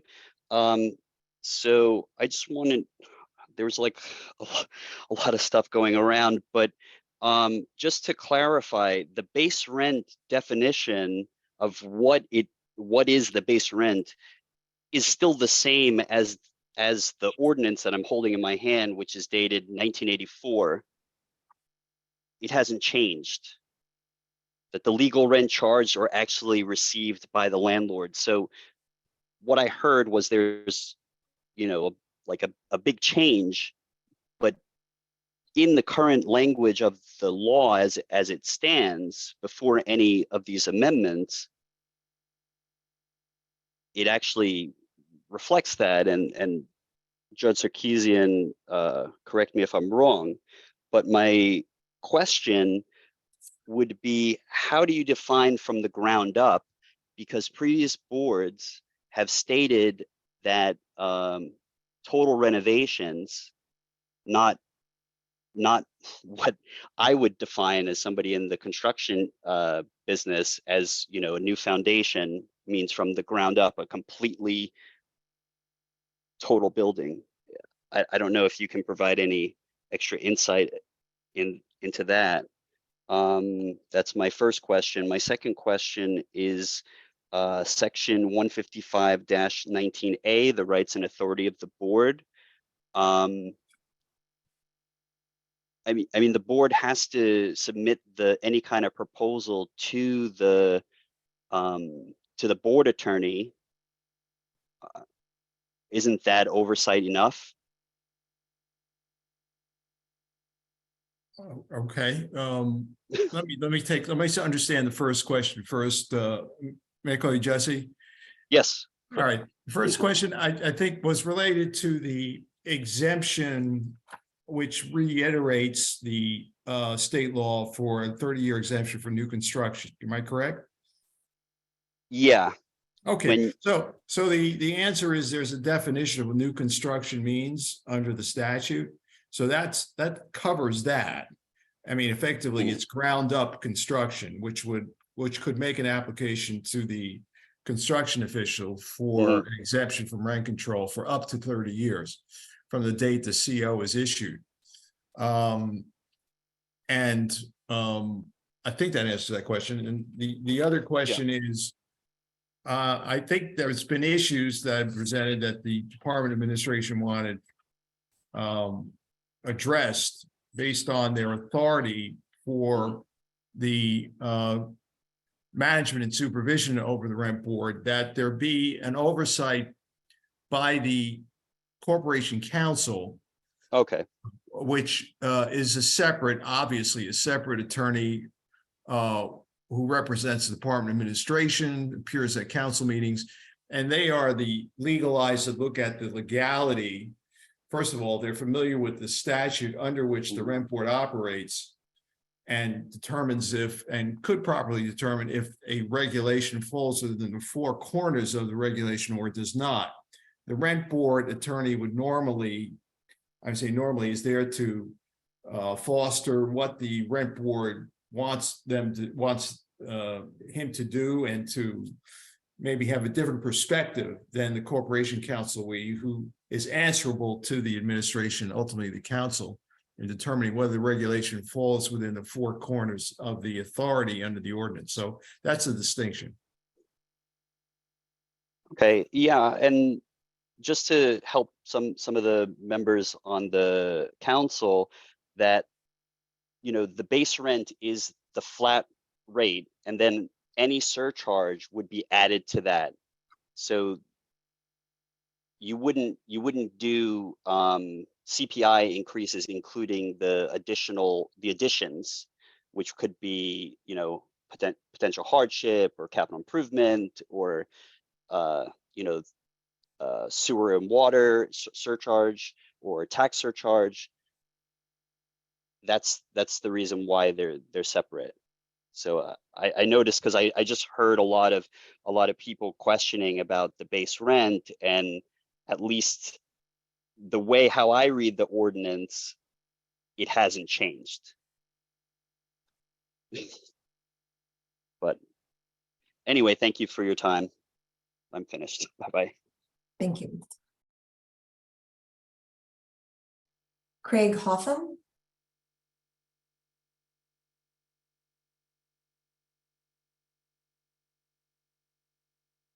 Are you able to unmute? Yes, can you hear me? We can hear you. Hi, thank you, council. Thank you, Judge Sarkeesian, for taking the time for this presentation or explanation. My question is, if the base rent is being reset to the current existing rent, and the legal rent may be higher, substantially higher, but from my understanding, impossible to implement, why do these proposed amendments de facto supersede the legal rent, and the base rent becomes the prevailing available rent in any market? Well, as you see, as the slide that's been put up on the board, base rent is not the rent being charged. It starts at a base, the base being whatever the rent was that was actually received by the landlord for the rental as of October 1st, 1985. And then the legal rent is defined, again, which was never defined before, and is being defined for the first time to be the rent permitted to be charged under the rent control ordinance, and shall be the base rent plus any permissible increases allowed under this chapter that accumulate over time. So I think there's been a change in the base rent year. That's essentially the going back to the question from the last member of the constituency, and it's changed just the date. It's essentially the same. It had some add-ons, but nothing of relevance. But the legal rent is something not previously defined, and there was a need to make a distinction between base rent and legal rent. I don't know. I don't know if I've answered your question or not. Well, I think you did, but I think I phrased my question in a confusing way. I think I'm speaking on the heels of what several council members presented in their hypothetical situations where landlords drop the rent for either economic or any reason at all. And even if the legal rent, now I'm mixing my words, legal rent or base rent is higher than what the current renter is paying, they move out, new renter moves in, we're still limited to 20%, 25% of what that previous renter was paying, regardless of the allowed rents or the legal rents with the accumulation of time and acceptable increases. Is that correct? The answer is generally, the answer is yes, that is correct. So then does that then in effect replace the utility of the legal rent? Does it change what, sir? Would that being the case, does that now essentially eliminate the utility of the legal rent if you can never achieve it? For those who, I'm sorry, for those who brought their rents down during COVID or whatever scenarios, by doing so, have they pretty much eliminated their ability to ever achieve the legal rent if it is higher? As I said before, we are, as I think Councilman Doyle approached, we don't want to talk about the exception, not the rule, but if there, I can't exclude the possibility that if extenuating circumstances are presented, number one. Number two, there is a reference in the current one, as amended, 155-4D, that prior legal rent calculations can be considered. I can't tell you under all circumstances, there wouldn't be a consideration of those extenuating circumstances to adjust it. But I can't, it's a fact sensitive case, which gives a lot of, under the ordinance amendment, there's a lot of discretion given to the regulation officer. And again, subject to appeal. So I can't say categorically that it would be excluded under those circumstances, but I can't address it as and give you a rule of law or that would apply in those situations. It's fact sensitive. I understand. Well, thank you for your comments, and I'd hope that essentially the same scenario posed by half the council member and a quarter or more of the people on this call I brought up, that might make me think it's not that case sensitive, that maybe a case norm based on what we've experienced in the last 3 years. And I hope the city council and yourself can take that into consideration and revise revisions to this amendment. But thank you. Thank you for your questions. Timothy, Lisa?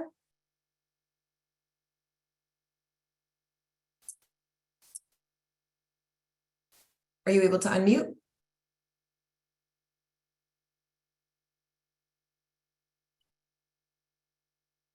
Timothy, Lisa? Hello? Now we Hello? can, yes. Okay, my question is, and I know this is probably a redundant question, but I'm gonna ask anyway. When you're a landlord and it's during a hard time like COVID, or even if the market is, like if we have a recession or so, and we're trying to rent an apartment and our market rate and what we were collecting from the tenant that moved out prior was higher than maybe we would want to try and rent the apartment to the next person temporarily. And if that person moves out and the market goes back to where, to where it's normal again, why can't we go back to the original calculated rent? Hello? Hello? Yes, we heard your question. Do you have any additional questions? Well, I mean, basically, that's the question I have is, I mean, I know that this hasn't been put into law yet, but I want to know the reason why. The new, like, if that person that we actually rented the apartment to during either COVID or when we were in a recession and we had to make, a decision to list the apartment for less than what it actually is worth, why can't we go back when the market goes back, when that tenant moves out?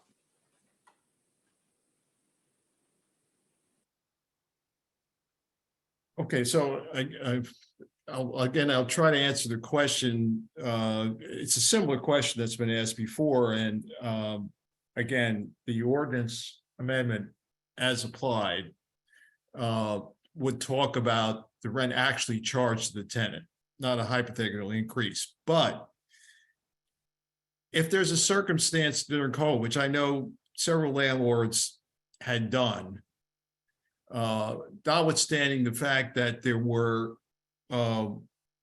certain municipalities, I think including Hoboken, which prevented an increase in rent during COVID. If during post-COVID, there was for example, a CPI increase that was asserted, but the landlord chose not to collect it, but you have proof of that fact. you know, that's something that would go into the mix in determining what the legal rent calculation could be. And consider a voluntary waiver of what they asserted, which was permitted under the ordinance, and consider that in a legal rent calculation. Will they consider that? I don't know the answer to the question, but I think it's an extenuating circumstance and an exceptional circumstance, which I think the board could consider. Whether they will in a specific case, I do not know. I do not know. The next speaker is Cheryl Fallick. Hi, good evening, Council President, council members, and Judge Sarkeesian. I think I can stick to the ask questions, not opine. I'm going to do my best to try. I'm coming at this based on part of the reason we're here is because of interpretation. And I think I have very specific questions. If somebody could just take note of what they are and then answer them at the end. First question. Why does the word surcharge still appear in the section where we're defining how you calculate legal rent calculations in the parens? Only because surcharges have nothing to do with the legal rent calculation. So I worry about an interpretation because that word that doesn't have to be there is still there. And I think it could be qualified if you want to keep it. Second question. In updating the section about alternative proofs, I'm wondering why we didn't grant tenants the right to provide alternative proofs. And I'm basing this on a specific situation that did occur when I was on the rent board where a tenant wasn't permitted. I don't understand why that would be problematic, but maybe there's a reason. And how else do we square the circle of doing calculations if tenants do not know they're being done? Third question. Let's see, am I correct that you, okay. Am I correct that you weren't, like that wasn't part of what was directed to be done? And then there's a section in the amendments that applies to when registrations haven't been filed, and the language says that this may result in a denial. I'm wondering why it doesn't either say shall result in a denial, or if we're going with the may result, that could create disparate treatment unless we have the criteria for what the may is and what the may not is. Let's see. Also a question, the false statements, I'm aware that it's very specific and narrow to the condo co-op decontrol in the ordinance. Was there no consideration expanding that to the ordinance in general? And if so, why? And if not, why not? Or is it still open to that? And then when I look at the existing ordinance now, not the amendments, I clearly see a difference in the definition of a base rent currently versus what we're amending it to. I would like to hear somebody confirm that, because I'm literally looking at the ordinance, it's much longer. And then the last question would be, just because I think I misheard it, and I know that the head of housing was giving rough numbers and was a little concerned that a panic would set off. Not trying to set off a panic here. I just didn't hear the beyond the condos and beyond the 4C. There are other buildings that aren't 4C that are rent controlled, that are smaller than 4 units. Did I just not hear something being said?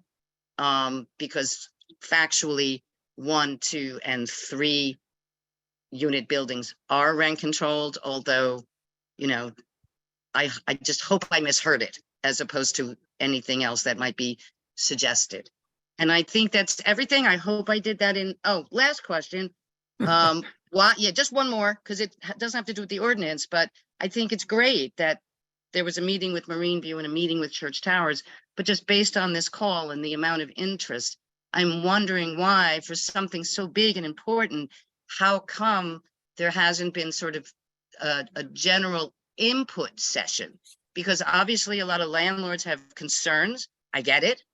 I certainly have concerns, and I know it's kind of a put out the fire situation, but maybe we're causing more problems that I wish we weren't. Thank you very much for giving me this time. Okay, so I guess it'll, Ms. Alex, I count 4 questions, so it's going to take me more than 3 minutes. I'm not limited to that. Am I, Council President? No. Okay, so with respect to the reference, Cheryl, if I may call you Cheryl, the reference in the calculation criteria, which again are more specific than it's ever been in considering legal rent calculations, just reference that it doesn't say that the surcharges are now considered part of the rent to be computing of CPI. It's just references in the passing sense when it gives an example of other appropriate adjustments to legal rent that are consistent with this chapter, e.g. approved surcharges or hardship increases. So it's not something which changes the general rule, or which I understand has been that surcharges per se are not considered part of the base rent for a computation of CPI. So I wouldn't be too concerned about that, and it hasn't changed anything as far as the existing standard is. As far as tenants, and again, I'm just on board with respect to this specific project since late December or late November this year. So I can't tell you what the rent board has done or not done in the past in determining legal rent calculations, but I find it hard to believe, and you know, if anyone asks me, I'll give an opinion about this, but I mean, if there's alternate proofs as to what the rent may have been under prior tenant occupants to show either CPI increase or an occupancy, a vacancy, or whatever prior rent was paying, I mean, to bar the tenants, I can't imagine why, if there were specific proofs that a tenant had to offer on the issue, that would be denied. My understanding is informally, again, from speaking to the previous rent regulation officer, Ms. Hetman, and the new rent registration officer, Ms. Davis, has only come on board that they're open to any appropriate proofs that are presented on the issue. So I think that is a factor. In terms of the rent registration, enforce the enhanced penalties. Again, these provisions that call for a doubling of the filing fees and also a consideration that the failure to file may result in the denial of any increases permitted in the ordinance. Again, that's something that never existed before. It gives another tool to the rent regulation officer and the rent board on appeal.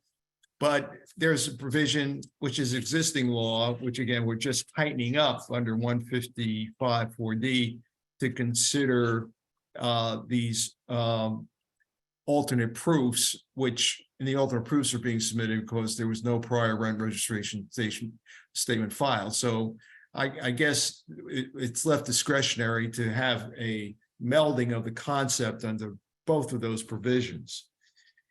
And I think I answered all your questions as to I'll let Vanessa answer the question as to your number that you gave on the number of 4C apartments. What about the other apartments that are not subject, that are subject to rent control? The other units, I mean, I think you don't have numbers on that yet. Well, we have a total number. So the total properties in category 2 are 12,600. That's a rough estimate. And so I think that the condo number may be a little bit off, but I have more, yeah, so that's All the right, so- total number of properties, not units. A total number of properties which don't Right. have the identification of the number of units within those properties. Okay. Right, Okay. but I do have the units for single family to 4 units is 4,185, and that's for units of that category 2, single family to 4 units. And then units that are 5 or more units are 4,400. That's the total number of units or buildings? That's the total number of units. The Yeah, so- total number of buildings is 298 properties. Right. So that's the best information we have at this time. Okay. So that's all I have in terms of response to the last citizens' questions. Councilperson. Thank you so Councilpresident. much. Carl welcome. Kirshen.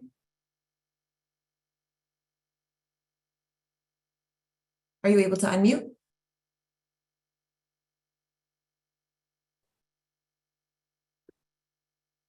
Carl Kirshen.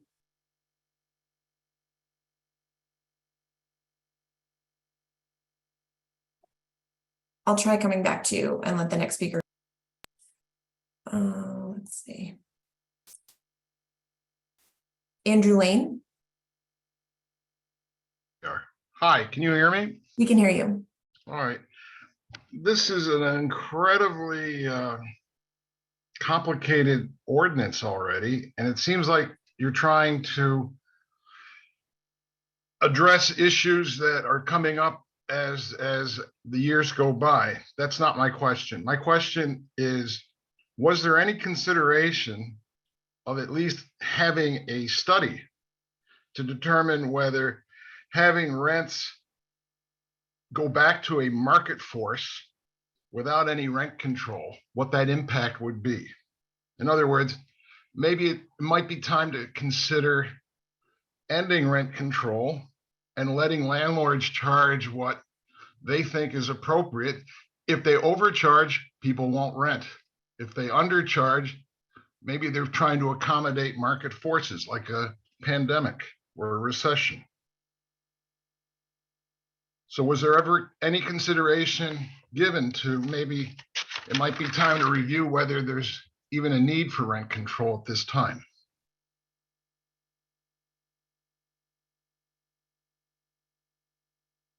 Do you have any additional questions? Yes.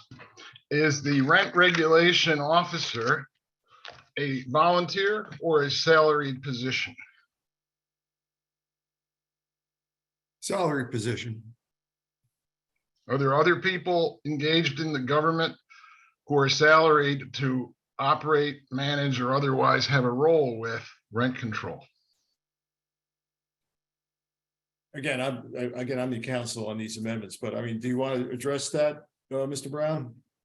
Yeah, we have a housing division that oversees that or that houses our rent regulation officer. We have a secretary and administrative person in the housing division that also assists with rent control items. And our division head of the division of housing also assists in several in many aspects of rent control administrative procedures, and So- they are all salaried. So approximately how much staff or personnel are we talking about? We have we have 3, but I'm not sure how that pertains to the ordinance. Do you have any questions specific to the ordinance that we may address as part of Mr. Sarkeesian's expertise having been part of this? Well, I mean, I guess the real question is, as you try to address changes, new unfolding situations involving forces that are way beyond anything having to do with the borders of this community, was there ever any consideration as to maybe it's time to consider whether this particular ordinance and all of its evolving aspects to try to address problems should even be continued? Because there are no rent control ideas that control what the landlord's overhead is. Landlords have to pay all kinds of expenses just to keep a business, just to keep a roof going, including contractors to create a roof, insurance, taxes, salaries of employees to maintain the properties. There's no controls on those economic forces. So how can we justify in the 21st century controlling just one aspect of a very complicated equation? Mr. Lane, do you have any questions specific to the amendments that are being proposed? I think your question is a bit more philosophical in nature, but if you have additional questions about the amendments. Well, the actual question is, No study was done. before there was any attempt to try to create language that would fix or address a situation today, was there any larger question as to what the impact is if we were to simply not have a rent control ordinance? That's the question. I'm guessing the answer might be what I'm thinking it is, but I wasn't at any of your meetings. So tell me, was there any consideration as to at least examining what might happen if it were to no longer exist as rent control? The answer is no. We did not do a study to see the impact of eliminating the ordinance. Okay, well, that's the answer. Well, thank you. Thank you. Carl Kirshen, I'm coming back to you in case you're able to come off mute.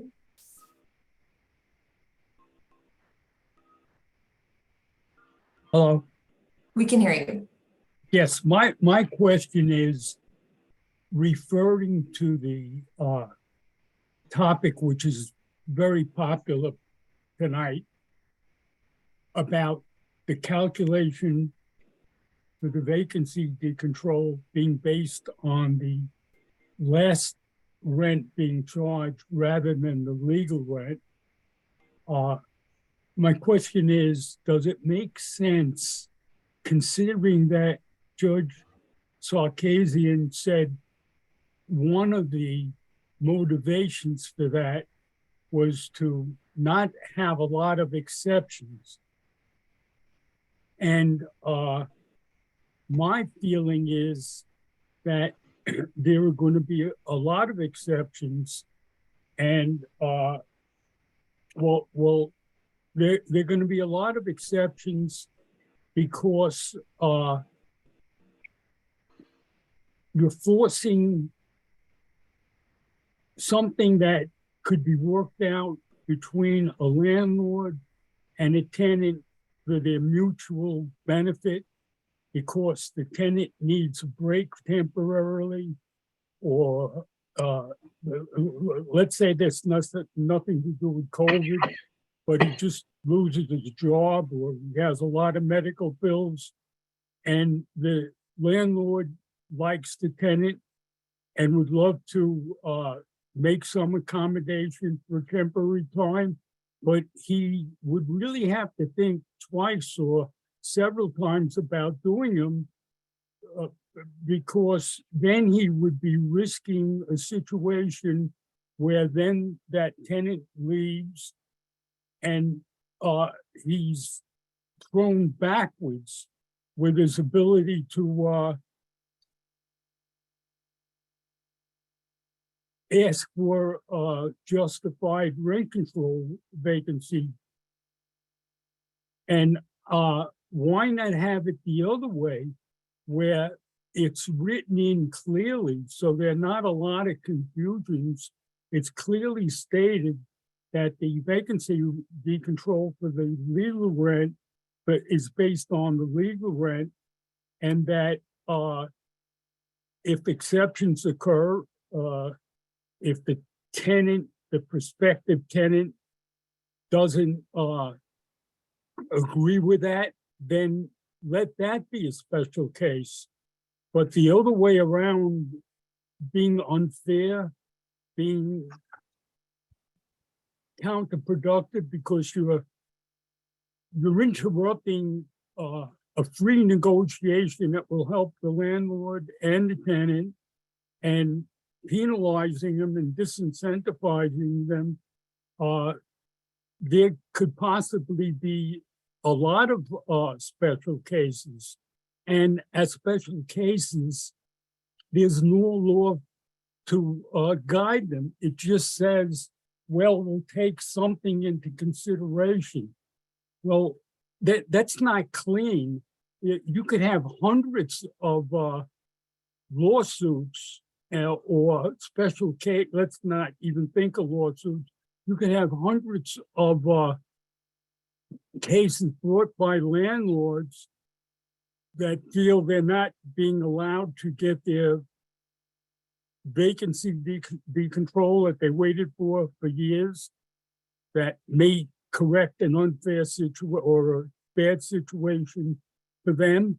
And how is the rent control office going to deal with all these cases, especially when there are no guidelines or principles allowed? Mr. Gershon, do you have any additional questions that we could address? Yeah, my question is, can Judge Sarkisian or Councilman Jabor or anyone else explain why it makes sense in light of the motivations that you express to have fair housing that will help the landlord and also the tenants? Why do you think this is the best way to go when I just brought up all these possible things that could go wrong? And my point is it's actually gonna go against what you want to do, make things cleaner, have less special cases, let everybody know where they stand. Instead of some vague stuff, we'll have special cases. Why do you think, after hearing my comments, that it's still better to go with the fact that, no, the calculation's going to be based on the actual rent? I presented some ideas that go to show, in my opinion, why it really would be a lot messier this way. Thank you, Mr. Gershon, for your comments. I'm going to wrap you up.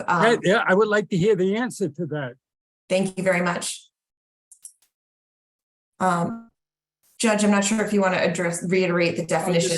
Just very quickly, first of all, I don't think it's not on the board for one of the changes to the ordinance to redo the vacancy decontrol provision, which is section 155.31, which is not part of these changes, to change the existing law, which talks about a 25% increase on the rent actually charged.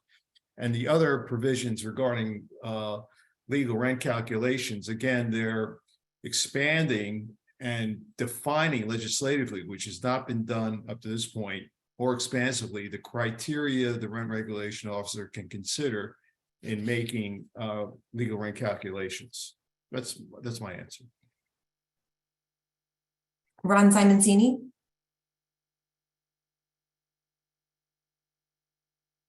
Yes, thank you, Council President. Can you hear me? We can hear you. Hi. I appreciate Judge Sarkisian's patience with the group here and the answers that he's attempted to give. And I think I'd like to ask two questions. My first question is this resulting ordinance amendment set the reflective of the recommendations and analysis that you made? And is there any work product that we can see related to your recommendations to the municipality? Question one. Question two, and I think I'm going to try to be a little bit more direct or try to elicit a direct answer to the previous caller's question, which is, in the event that someone has been accruing legal rent increases, registering those rent increases, reporting them to the board, and not having them contested, why under this ordinance would those legal rent increases, which may have been deferred for any number of reasons, be not considered the legal rent for that person and installed at the next tenant, despite whatever vacancy decontrol status that they have, which has been the policy of the office for many years, and upon which many owners have made their investment decisions, and depriving them of that status that they've already been granted, whether they've had a legal rent calculation or not, whether they've simply filed the registration, that should secure their standing. And why is it that they're not at least being grandfathered in and instead they're being deprived of value? Thank you for your questions. All right. Mr. Simoncini, again, I've read the emails that you have directed to me. I know you know my email address, so that's fine. But as you, I'm sure, realize that any work product and conversations I've had with the administration and or the subcommittees I've worked with are, subject to attorney-client privilege. And my role is to follow directions from the administration and consult with the council members with respect to these changes that have now been the result of evidently a process that's taken place as late as May of last year. And I only came on board at the end of November this year to try to implement what the policy directions are, which is where the policy should come from the administration and the council members. And I'm not permitted to divulge those conversations. If I understand your second question, why shouldn't the mere filing of a rent registration statement, assuming we get the great majority of landlords to comply with the requirement of an annual filing, why shouldn't that be a validation of the rents that are in that statement as being the legal rents, and there can be no contest of that document that's filed? Well, first of all, that would be a huge and enormous project on the rent control office, which would require a validation and basically do legal rent calculations on the thousands of rental units that are subject to rent control in Hoboken. I think it's just overly burdensome and cannot be done. And the context in which these issues come to a head is in the context of a formal legal rent calculation that comes from either a property owner or a tenant, which is now the subject of these more expansive criteria legislatively, which is contained in the proposed amendments. So, and I think further, if I'm not mistaken, at the last rent registration statement I looked at in Hoboken has a provision that says at the bottom that the mere filing of the rent registration statement with rentals alleged to be charged to tenants is not a validation of those rents as being a legal rent. So property owners are put on notice of that fact. So that's my answer to your question, Ronald. The next speaker is Mary Andraka. All right, I'll make this easy. You can hear me. We can hear you. There, as far as I can see, everything is pretty crystal clear.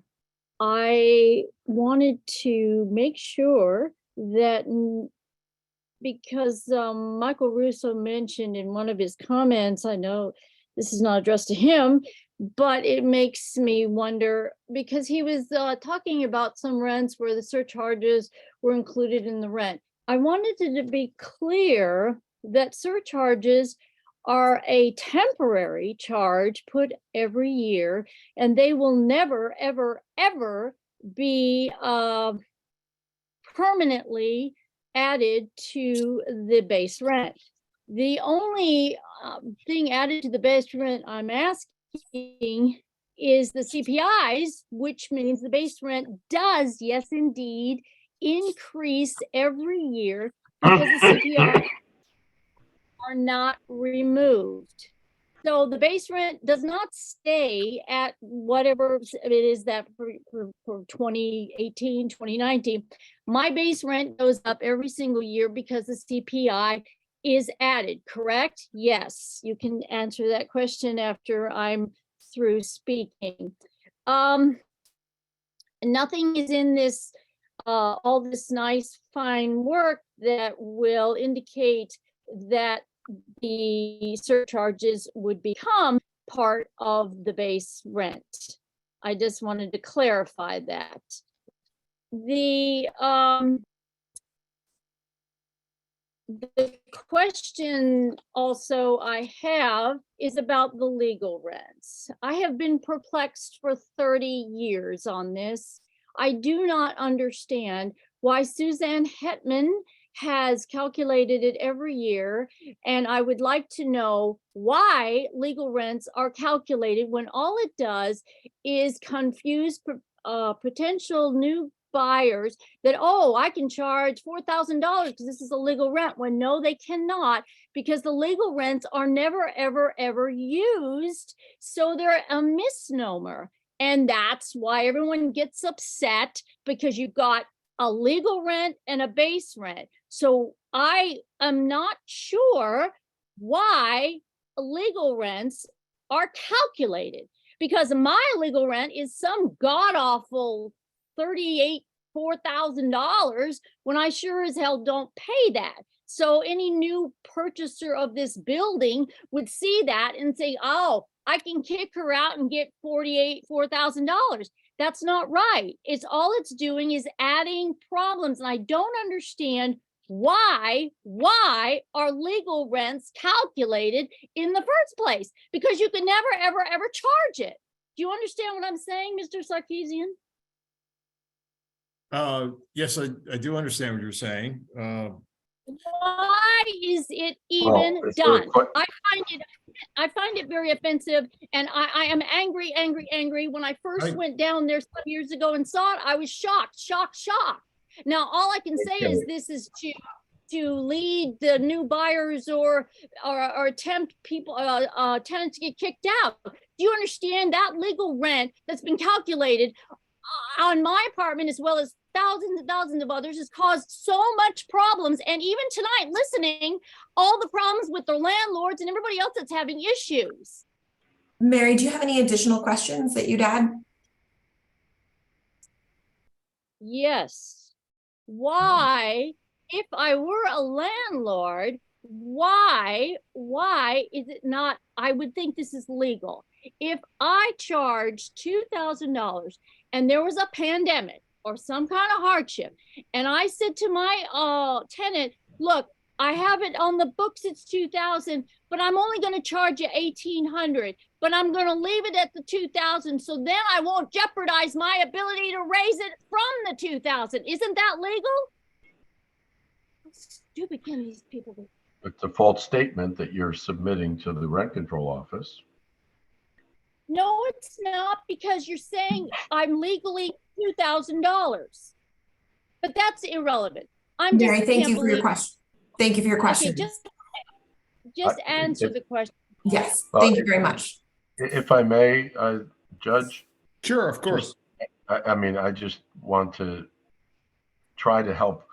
Many of the things that Mary just said are currently true, and that is partly what motivated some of the amendments that we have here.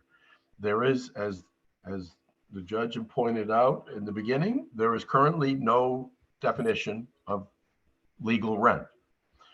And now there would be if this were to pass. So saying what a legal rent used to be and how frustrating it is and it never could be charged is perhaps a true statement, but that's not what will be in the future if this were to pass. The base rent in the past, and there's, I believe, 16 references to base rent in this section, this chapter of the code dedicated to rent control. And sometimes it's not clear, to put it mildly. Sometimes it implies base rent goes up every year when you apply a CPI to it. Sometimes it implies base rent is a one-time fixed number that will never change. And so we are redefining it to the number that you base, hence the base, you base the legal rent upon. You start with a number and then you add to that over time, but it does not change under this definition. The thing that you're thinking of as a mutable base rent that goes up every year when there's an allowable increase, that is your legal rent. So that you start from a base And as long as that number is accurately and properly calculated, then you go from there to figure out what you're legally allowed to charge tenants. And so you don't have this dual rent system anymore. It's more straightforward when you say, please tell me what the legal rent is on my unit that I can charge to a tenant. And so that is a significant part of the correction that is being attempted to be made here now. And so I think that somewhat addresses some of Mary and Mary, your point that if the base rent that says your landlord, if you were to move out, could turn around and charge the next tenant coming down the road $3,800 is part of the problem. That if you get into a situation where the base rent is dramatically higher than what the rent is allowed, then you're undermining the whole intent of the rent control ordinance, which is to provide an inventory of housing that is controlled and such that it's not just always at the whim of the market. I don't know if that helps. Judge, do you want to add anything in your response?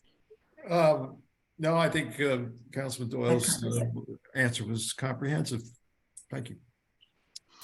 The next speaker is Patricia Waiters. Hi, Patricia Waiters. Thank you. You can hear me? We can hear you. Oh, okay. I just want to ask two questions. The 4C, the landlord, mom and pop landlords, and this is for you, Rose. I asked Rose, like back in the second episode of the pandemic, was there when you said relief for the landlords? They didn't they have something where the city, our own municipality, collect monies? Y'all gave concerts and everything to try to get money, to help out the landlords and stuff in this situation. Wouldn't Rose qualify under that? You don't have to answer me yet. I'm gonna just answer them both together. And to help her out, being that she fall under the 4C, being a mom and pop landlord. And with respect to the hardships, I heard you say 2 or 3 times, how do that affect somebody with Section 8 that get a partial payment from the state and still they sent us a letter to go to court?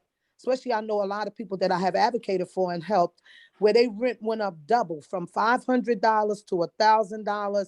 Don't be fooled by the housing authority, because some people that live in the housing authority pay $1,800 and $1,900 rent. And they pay more than some people I know in Marine View and Church Towers and stuff. And they was impacted by COVID. And we still was threatened to be evicted from our unit. And a judge threatened to put judgment against our property. And we was impacted. Some of us lost our jobs. Some of them worked like part-times. Like me, I work for the school district. I didn't work as much hours, but they never adjust our rent. But they still get the portion from the state. So do any language in this, because I hear you talk about a CPI, do any language in this after the COVID is over and we slowly getting back to a normal, how do it protect people that get Section 8 without like increasing our rent? Thank you for your questions. Well, there's nothing in the ordinance amendments that deal with Section 8. I mean, the Section 8 tenants are, for the most part, if they are in FHA buildings, and there is normally not any specific, and the rents are set and approved by the FHA. I mean, there's little control on what I'll call FHA or housing authority type buildings. It's exempt. So there's to the extent that there's Section 8 vouchers out there to certain tenants, all the ordinances that protect tenants in the city of Hoboken, as far as my understanding concerns, there's nothing in the ordinances which addresses it, because it doesn't need to be addressed. If there was a protection to a Section 8 voucher tenant, it continues. There's nothing that changes it in any fashion, so you don't have to be concerned about that. I hope that answers your question. Thank you. It looks like Eileen Lynch. We'll try again. Yes, hi, Oh, can you hear me? Yes, Hi. I can hear you this time. I'd like to ask about what kind of rent control, if any, applied properties come under. I'm thinking specifically of all the apartments in the yellow flats, Elysian Flats on Washington and 1200, and there's many properties in the second ward. And I just wondered if rent control applies to them as well. That may be more a question rather for, not for the judge, but rather for the housing department, and I think might be a bit beyond the scope of what we were looking to discuss this evening. Director Brown, do you want to? Yeah, I would defer to Ms. Falco on that question. However, I think it might be something better followed up with in an email.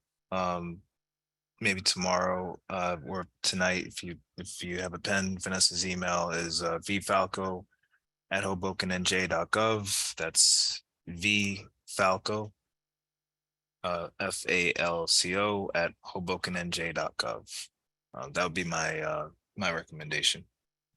Thank you. Sure. Manuel Rivera Soler. Yes, good evening, Council President. Are you able to hear me? Yes, we can hear you. Thank you. And good evening to Your Honor, or Mr. Sarkisian.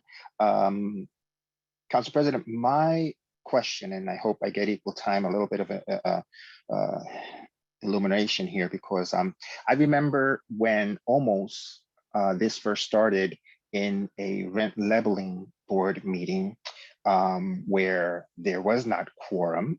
And this is where this whole mess kind of started. And I want to say kind of because I don't want to be guilty of spreading misinformation as was mentioned earlier in this meeting. But my question would be this.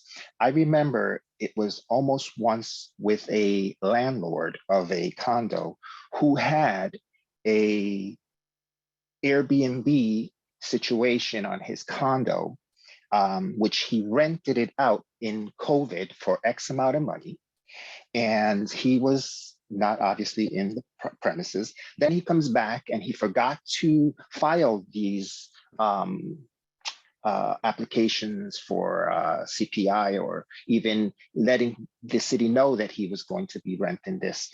And he wanted to go back and be able to be allowed to put the application through, even though it was late, and have it be forgiven that he put it in late. And this same individual wanted to then go back and rent his unit, his condo in this case, for an outrageous amount of money. Thank goodness that somebody caught on in the rent leveling board and said no, and as well as at the rent leveling officer, because it would have established a precedent that today the gentleman who mentioned why have rent control, this is why, sir, because we have to, the city has to, and the tenants as well as the landlords have to have some sense of fairness. And that is, I know that's a statement, but I would like to ask the question in regards to the Airbnbs. So in this ordinance, was it, or is it going to cap that? Is it going to help people understand that they cannot, landlords and people who are going to rent, that they cannot come in and rent something because they just willed it to be at a higher price when they didn't even establish a rent to begin with? Do you have any additional questions? Yes, and now I lost my chain of thought here, hold on. And as well as in the beginning of the meeting, at the top of the meeting, that was mentioned by a council member, I believe it was Council Member Russo. My question is not to him, my question is towards what he said. If again, the rent leveling board comes up against another issue where something even what I just mentioned is even more crazy and they start calculating something, will again, another resolution come back up to say, okay, you know what? We did that resolution. We have to change it because we omitted this or we didn't foresee this that came now in the present, whether it be a day after you codify it or 2 or 20 years down. How do you intend to continue to change this ordinance or this code? That would be my questions for now. I'll save the rest for the council meeting. Thank you, Council President and Mr. Sarkeesian, or if anybody could answer, at least hypothetically, any of those 2 questions. Thank you, Mr. Slayer. Thank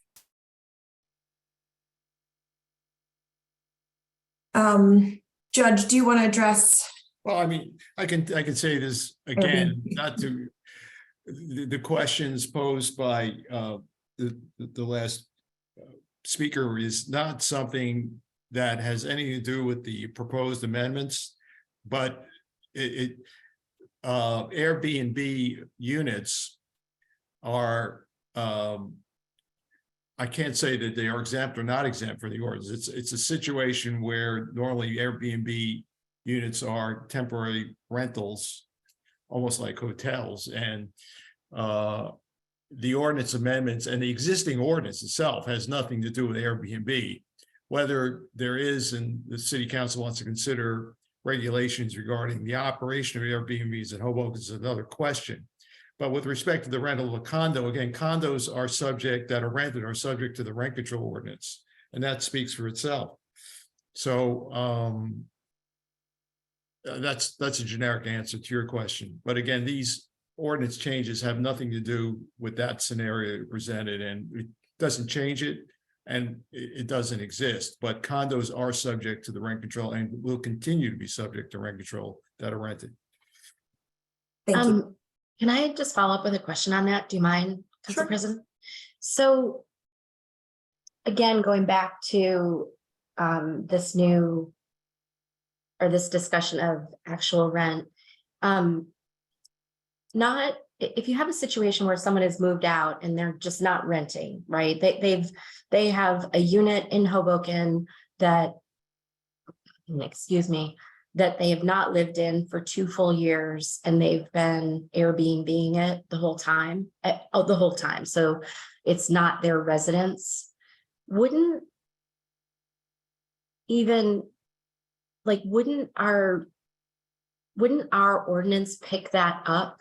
Because it's effectively, if they've not lived there for 2 years, the ordinance would pick up whatever the rent that they're charging after that 2 years as the starting point rent, because they haven't lived there for 2 years.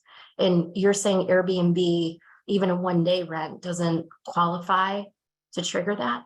No, I'm not saying that at all. What I'm saying is that, and I don't know if it's come up. I mean, it's a fact sensitive question, but I mean, the definition for dwelling speaks for itself. It hasn't changed. It says a dwelling is any building or structure or trailer and uses a trailer rented or off rent to 1 or more tenants or family units. Yeah. So the question is this, and the rent is defined, which hasn't changed. Any price for the use of housing space includes any charge, no matter how set forth, paid by the tenant for the use of any service, blah, blah, blah. Again, that hasn't changed. So the question is, are these rents in an Airbnb context, which is usually for a very limited period of time, very often, is that something within the 4 corners of this ordinance? And it's a limited period of time, maybe per person, but it may be perpetual because the person is running it as an Airbnb. So it's like a series of 1-night stays for 365 days, or you know what I mean? Of course, I understand. The question is, if the issue was presented and that person should be filing a rent registration statement, and there's nothing in the ordinance in that scenario, which would say that the building itself and the units within the building are not subject to rent control. There's nothing which would exempt them from rent control. But the arguments that would be posited is that, for various legal reasons, there might be arguments to suggest that they're not true rental units within the meaning of the statute. But if there's a continued rental, if you will, as you suggest, Council Fisher, under that scenario, that would be a decision for the rent regulation officer and the Board of Appeal to determine. And I don't see anything in the ordinance as it currently exists that would exempt them from rent control. So then there'd be the determination of determining what the rent should be. And that would go into the question of, well, have you filed rent registration statements? To gather information and establish what a rent should be. And there may be an interpretation based on the way they have operated the property that these units should be subject to rent control. Right. But I see nothing to exempt Airbnb rentals under that scenario from this ordinance. Thank you. As I said before, though, the question of if you have a problem with Airbnbs, there's various ways that could be regulated. And, sometime. I think the challenge with Airbnbs falls into two categories, right? One is just nuisance factor of, overnight stays in like big buildings, but the other is really replacing a market rent with arguably higher economics. So effectively not using what should be a rent controlled unit, for purposes of like long-term rentals, but actually using it for a business that generates much higher profit and taking an actual rental unit, the way we think about a rental unit, kind of out of circulation, which. Sure. Again, it has nothing to do with our ordinance amendments that we're presenting here, but it's something that, assuming the issue of the Airbnb comes to the attention, comes to be a complaint in some source and followed up, I don't see any authority which the rent control board could not investigate that and make a determination. Yeah. Thank you. There's one more speaker, Rosemary Markle. I know you've asked some questions already. Did you have one more question maybe? And then we're going to wrap it up. No, I didn't. Did I hit a button? I'm sorry. Yes, your hand was up, but if you are, Sorry. I just want to make sure you didn't have any additional questions. No, You're my sorry. neighbor. That's okay. Thank you so much. Thank you. Okay, a few more hands went up.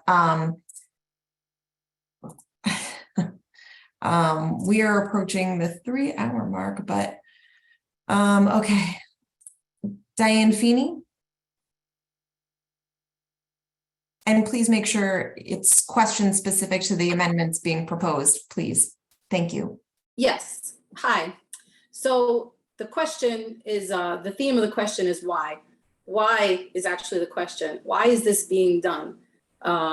Why do you want to create more administrative chaos and have all these scenarios where we're going in front of the board for determinations?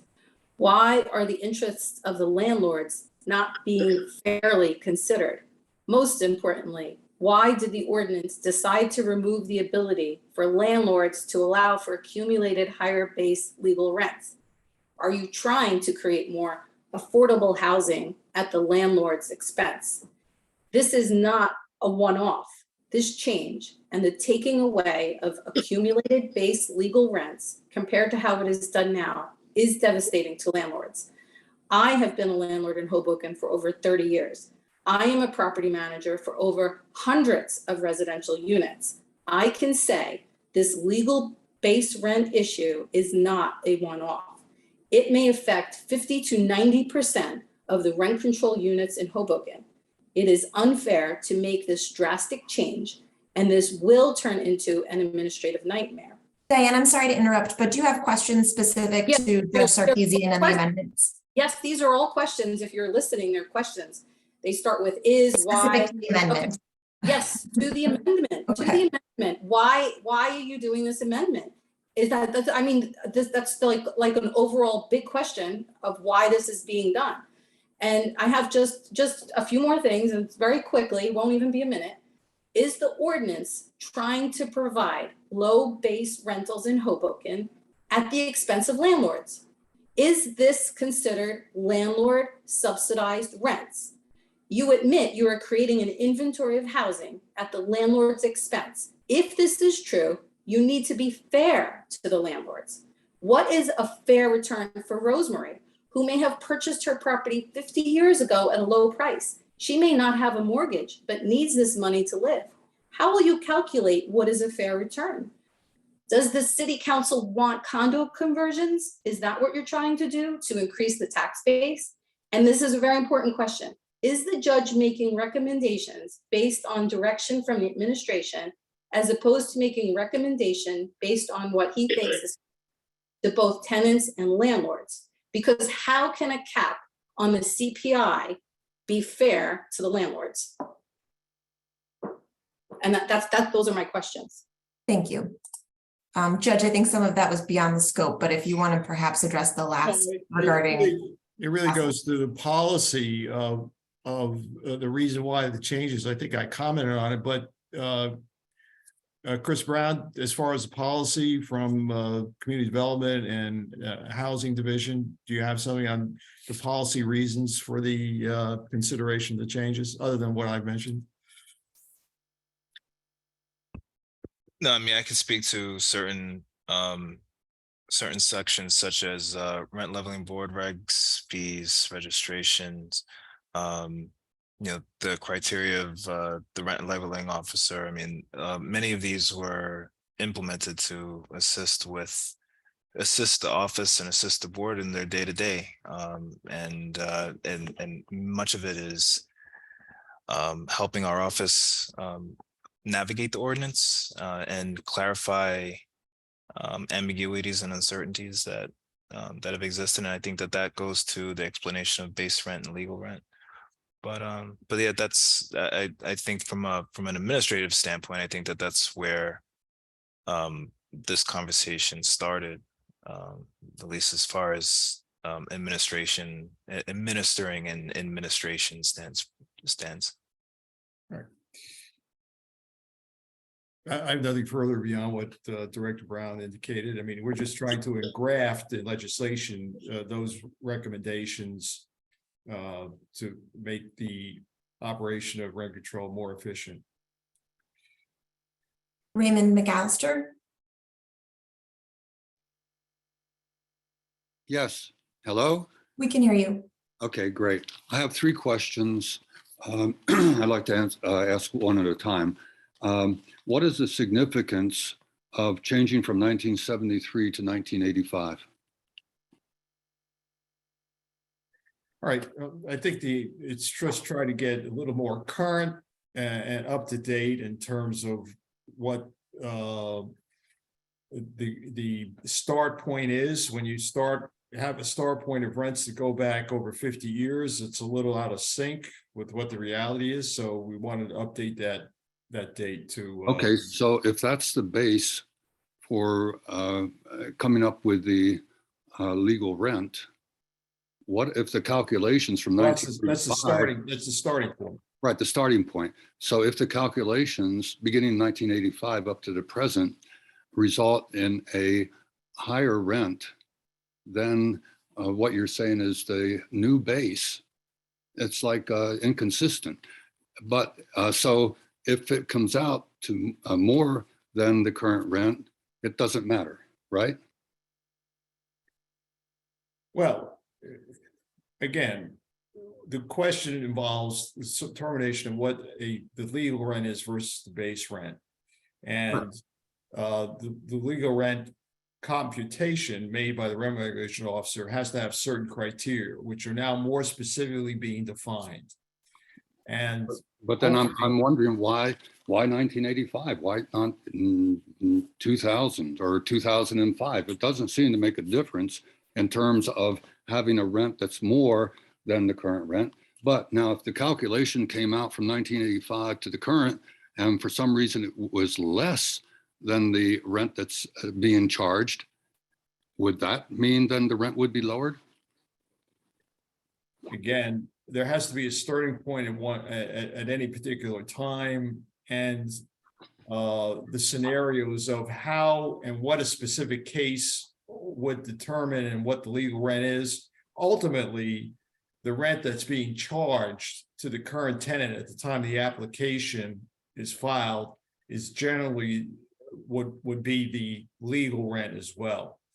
That's So what then it really doesn't matter whether you started in 1985 or 1973 or what, it would seem to me. All right, the next question, well, except that I still didn't get the answer. If the calculation came out that the rent should be lower based upon the 1985 beginning, then would the rent be lower? It could result in that. Yes, it could. Okay, so it's a one-way street. It only works if the rent would be lower, but not if the rent would be higher. So it's a one-way street. All right. So my next question is, then if I understand it correctly, all previous legal rent increase calculations done by the rent leveling officer, endorsed by the rent board and so forth if necessary, those have all been now reneged upon by the city of Hoboken. Yes? Oh, well, it's not a yes or no question. The answer is that it still provides under the modification and under the regulation as defined, which punches up the criteria under section 1. If you want to bring that up, Chris, 155-4D. I think Director Brown had to step away for a minute. Okay, well, I can tell you that it does Unfortunately. include, among other things, that the rent and regulation officer shall consider rent registration statements and prior legal rent calculations, proper annual CPI increases, vacancy decontrol certificates filed, or other appropriate adjustments in the legal rent that are consistent with the chapter. So it still can be considered. It's in the ordinance, and it's now specifically spelled out in the ordinance. Ultimately, whether that will result in the legal rent at a particular time and place when the application is filed is subject to the other provisions of this criteria ordinance 155-4D. Judge Sarkeesian, yeah. Can I just, I thought one of the changes was very specifically to say that whatever the last rent calculation is the starting point, that you can't go back and like question, change, undo that rent calculation for a different starting point to bring forward. I thought that was one of actually the critical issues that this ordinance has addressed. Yeah, I'm sure it says that. I may have missed that, but you're absolutely correct, Councilman. You're absolutely correct. So, but to the question that was just asked, I think he asked very specifically the question if that is throwing prior calculations that have already been agreed on and already been signed off and not appealed, like, out the window. And I think the answer is no. This ordinance very specifically, because that has been an issue in the last 6 months, that this ordinance specifically addresses that and doesn't allow the rent leveling board to reconsider prior calculations and recalculate those. That is correct. That is correct. Okay. Mr. McAllister, do you have any additional questions? Yes, I have one more, but that still leaves everything kind of confused out there. And it's, I don't understand why something that was, from what I understand, was altered an hour before your last council meeting and voted on, why that would be even permitted. But my last question. I don't think that's accurate, but if you could continue with your question. No, if you could correct me, that'd be fine. It is accurate. Do you have any additional questions? Yes, one. Has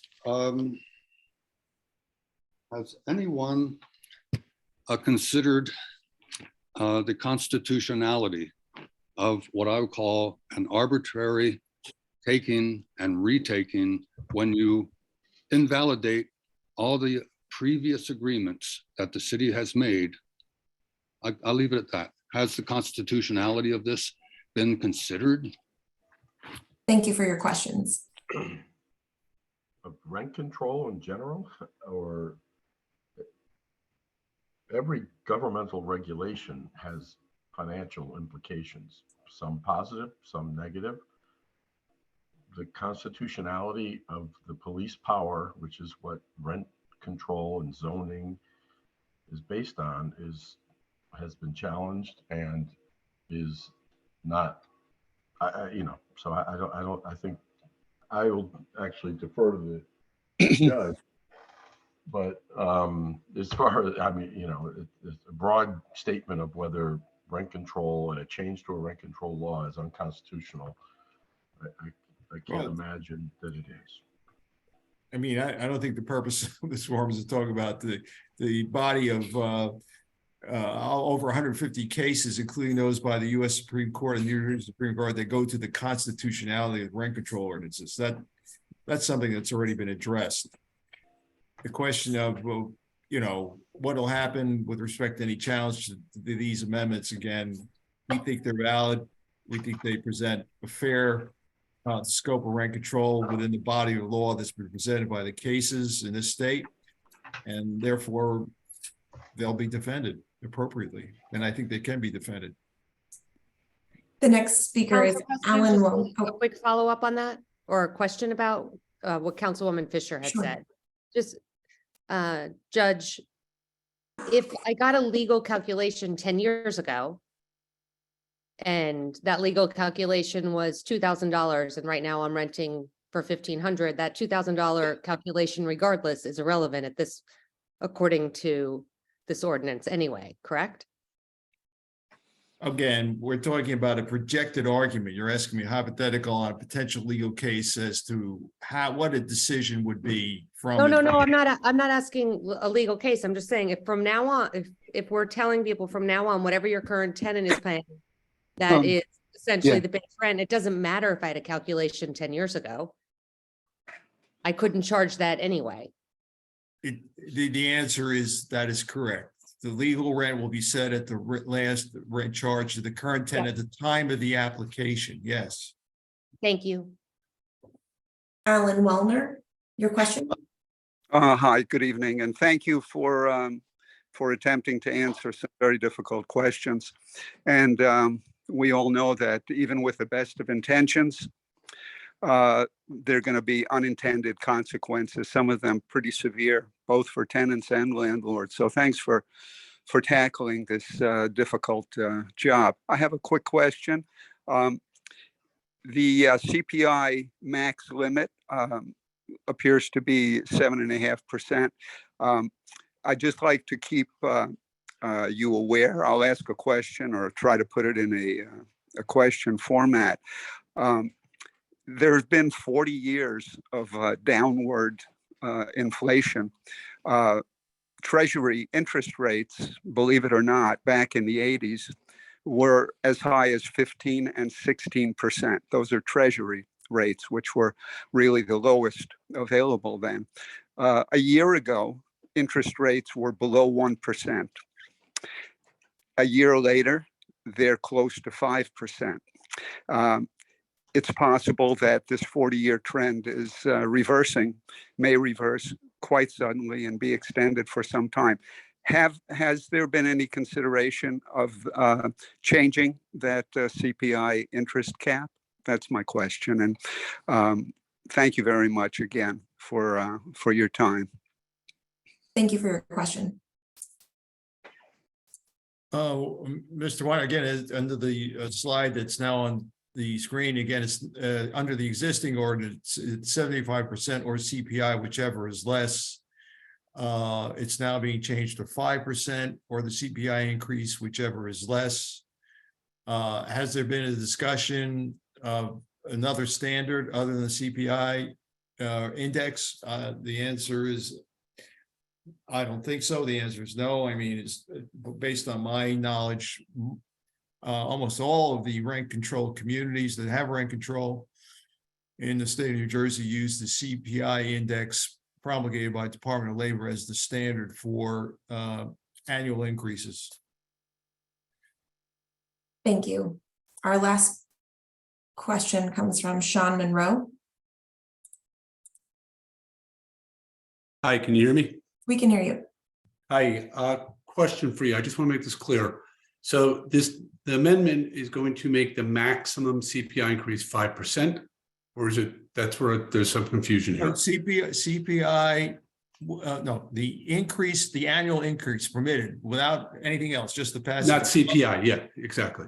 12 months will be the CPI index increase between the 12-month period before the increase, which has been averaging about 3% recently, will be that number or 5%, whichever is less. So in this case, the cap under the amendment would not be met. The annual CPI increase would be about 3% that the landlord could impose on the current. So what's the rent. cap? The cap is whichever is less. CPI. I mean, what's the maximum though? The maximum would be 5? The maximum is again, is whichever is less. It can't be more than 5%. That's so the answer to that question, what is the maximum, is 5. Okay, yes. Okay, so that's the, okay, so, okay, that's the question. Also, these amendments, they don't, like, there are, you know, the COVID's an example, but there's also other examples of this. So these amendments do not allow or encourage landlords to act in any kind of good faith in dire situations. So if a good tenant loses their job, or they have a death in the family, or the primary breadwinner dies, or something like that, and the landlord says, oh, you know what, you've been a good tenant, I'm going to lower your rent, let's see if we can get this done, figure this out. The landlord has no protection at that point. Am I correct? You're saying there's like scenarios, and I understand that, but there's nothing in these amendments that will protect landlords to act benevolently towards the tenants. So this law encourages landlords to say, hey, whatever, this is the rent, that's, I'm sorry, this is the rent. So it encourages people to lose their homes, or is encourage evictions or any kind of stuff like that. There's no statute, there's no written statute that is protecting a landlord that acts in a way like, in some kind of good faith way. Am I correct? Well, ultimately, a landlord who owns a property presumably is owning it to make a return on their property. So ultimately, if they act out of, some good-natured graciousness to charge a particular tenant less than. Yeah, but you're not answering. Do you want me to finish? Go ahead, Do finish. you want me to finish your question or try to answer your Yeah, question? go ahead. Yeah, all I'm saying is a particular forgiveness of a rent that a tenant may give into that situation you expressed may or may not result in the tenant not earning a fair return on their property. And if they're not, then they can file a hardship increase. But the base, for determining that is to ensure that not only the existing tenant who is now paying a lower rent, but a subsequent tenant who vacates and there's a subsequent tenant, that there is still a mechanism by which there can be a body of apartments that are within the controlled spectrum, if you will. But the ultimate relief that the landlord has is if he's not earning a fair return based upon that particular unit and all the apartments that bay in the building, not earning a fair return, he can file a hardship application. But that's not, but he can, he might be able to do that, but that's not stated here. Am I correct? No, that's not true. I'm saying there's a provision in the ordinance that it's not changed that provides for a landlord, if in the totality of the income that he earns from all his units cannot earn a fair return, as that's defined under the ordinance, he can seek an increase in the rents for all the units based upon that shortfall of him earning a fair return. That's still a law and it hasn't changed. Okay, so if a landlord does act in good faith and says to a family that lost, the father or the mother who is the breadwinner, and he lowers the rent for a year,